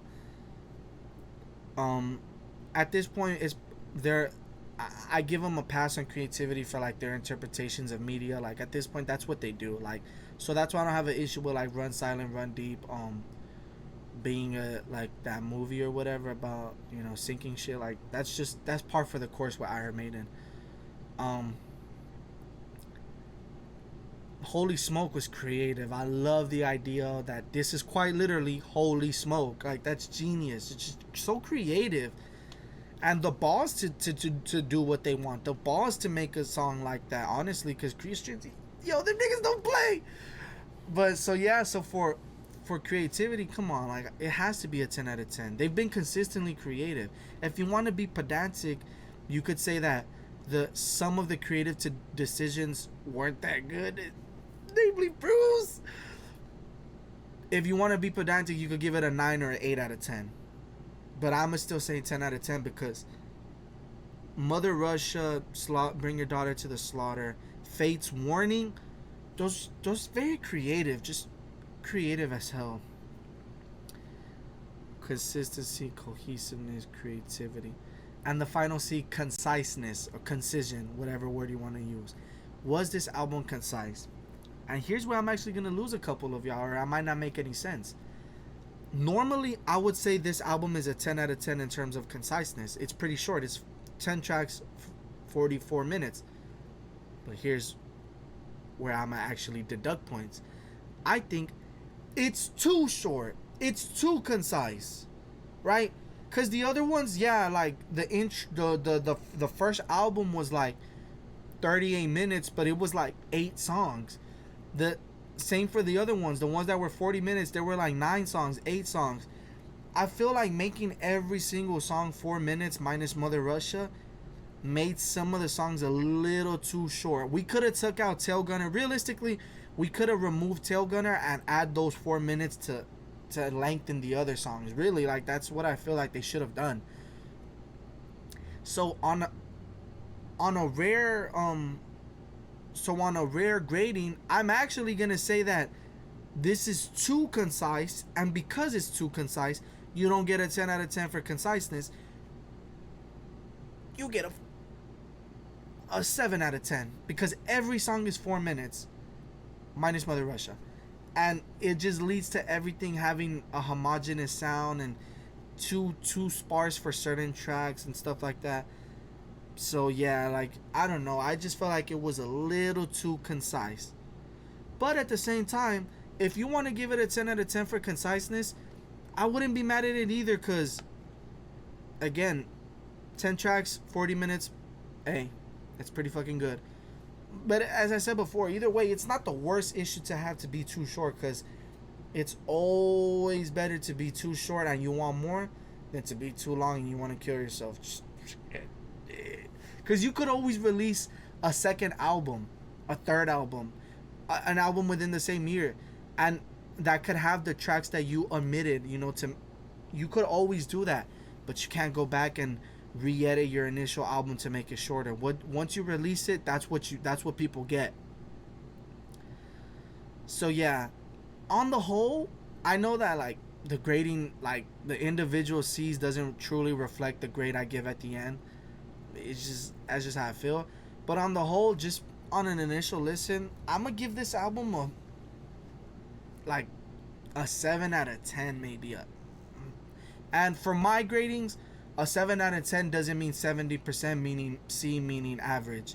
In my grading, I'm going by 1 through 10, meaning, well, 0 through 10, with 5 being the in-between point, meaning 5 means average. I know technically, like, 5 out of 10 would be an F. It's actually 50 out of 100, so that's actually bad.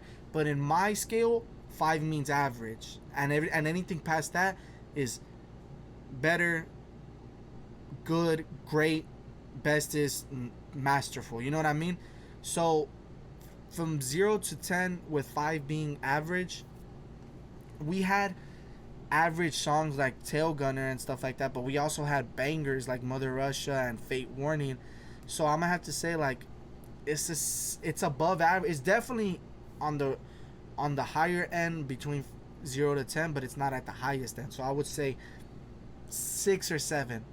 And if maybe with more listens it could reach 8, but I don't think it's ever going past 8 out of 10 in my enjoyment. I can't see that. I can't, because once you go past 8, you're reaching 9 out of 10 territory, or 10 out of 10, and this isn't as good as Peace of Mind, which to me is, or Number of the Beast, which is the 2 lowest albums I have for Iron Maiden. And those albums are easy 9 out of 10s, easy 10 out of 10s. Whereas this one, I'm like, this is struggling to even reach 7 out of 10. Like, let's just keep it real. Well, definitely struggling to reach 8 out of 10. So, like, I'm going to say 7 out of 10, 6 out of 10 is a very fair grading for this album. Let me get into my 3 favorite tracks. My 3 favorite tracks are probably Bring Your Daughter to the Slaughter, Fate's Warning, and let me see the track list real quick.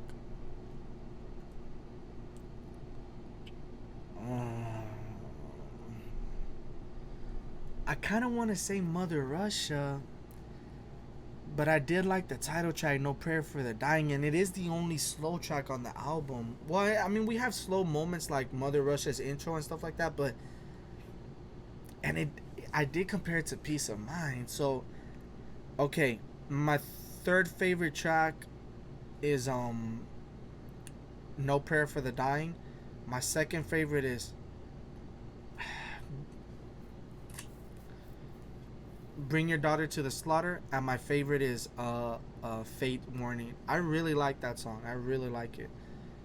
Yeah, with that being said, that was the reaction to this album. I hope you guys aren't fucking pissed, because I know, I'm telling y'all, the Iron Maiden dick riders be on a different level. These niggas be talking shit like, you can't criticize anything, because these niggas be getting hot. Like, shut your bitch ass up, nigga. but for real, to the open-minded people, to my subscribers, to the people who are intelligent and pay attention and know that I'm not just saying I don't like the song just because I don't like it. I'm giving my reasons. Shouts out to y'all. I love each and every one of y'all. Thank you for the endless support, and I hope you guys continue supporting me through what I would assume would be the Iron Maiden dark years. Because after that, Bruce returns on this type of stuff. I know Bruce is still here, obviously, but I know he's eventually gonna leave us. No, but yeah. Please like, subscribe, comment, share, do all that beautiful shit. Please, if you want to see lives, hip-hop reactions, essays, reviews, subscribe to my channel, because we're going to be doing all that. Like, we don't only just react to Iron Maiden over here. Thank you to you guys who've been consistently tuning in, consistently commenting. Like, you guys are the best. I love you guys with all my being. I swear to God, I genuinely do. Like, I really do love you guys. This album was good, not great, good, not terrible. And next album, I think, is Fear of the Dark. That one looks cool. I like how it sounds, Fear of the Dark. So we're gonna have to see where we go with that. Again, thank you guys. Make sure to like, comment, sub, share, all that beautiful stuff, or do whatever you want. It's your life, whatever. But yeah, stay safe, have a nice day, and thank you for tuning in, because you could be anywhere else.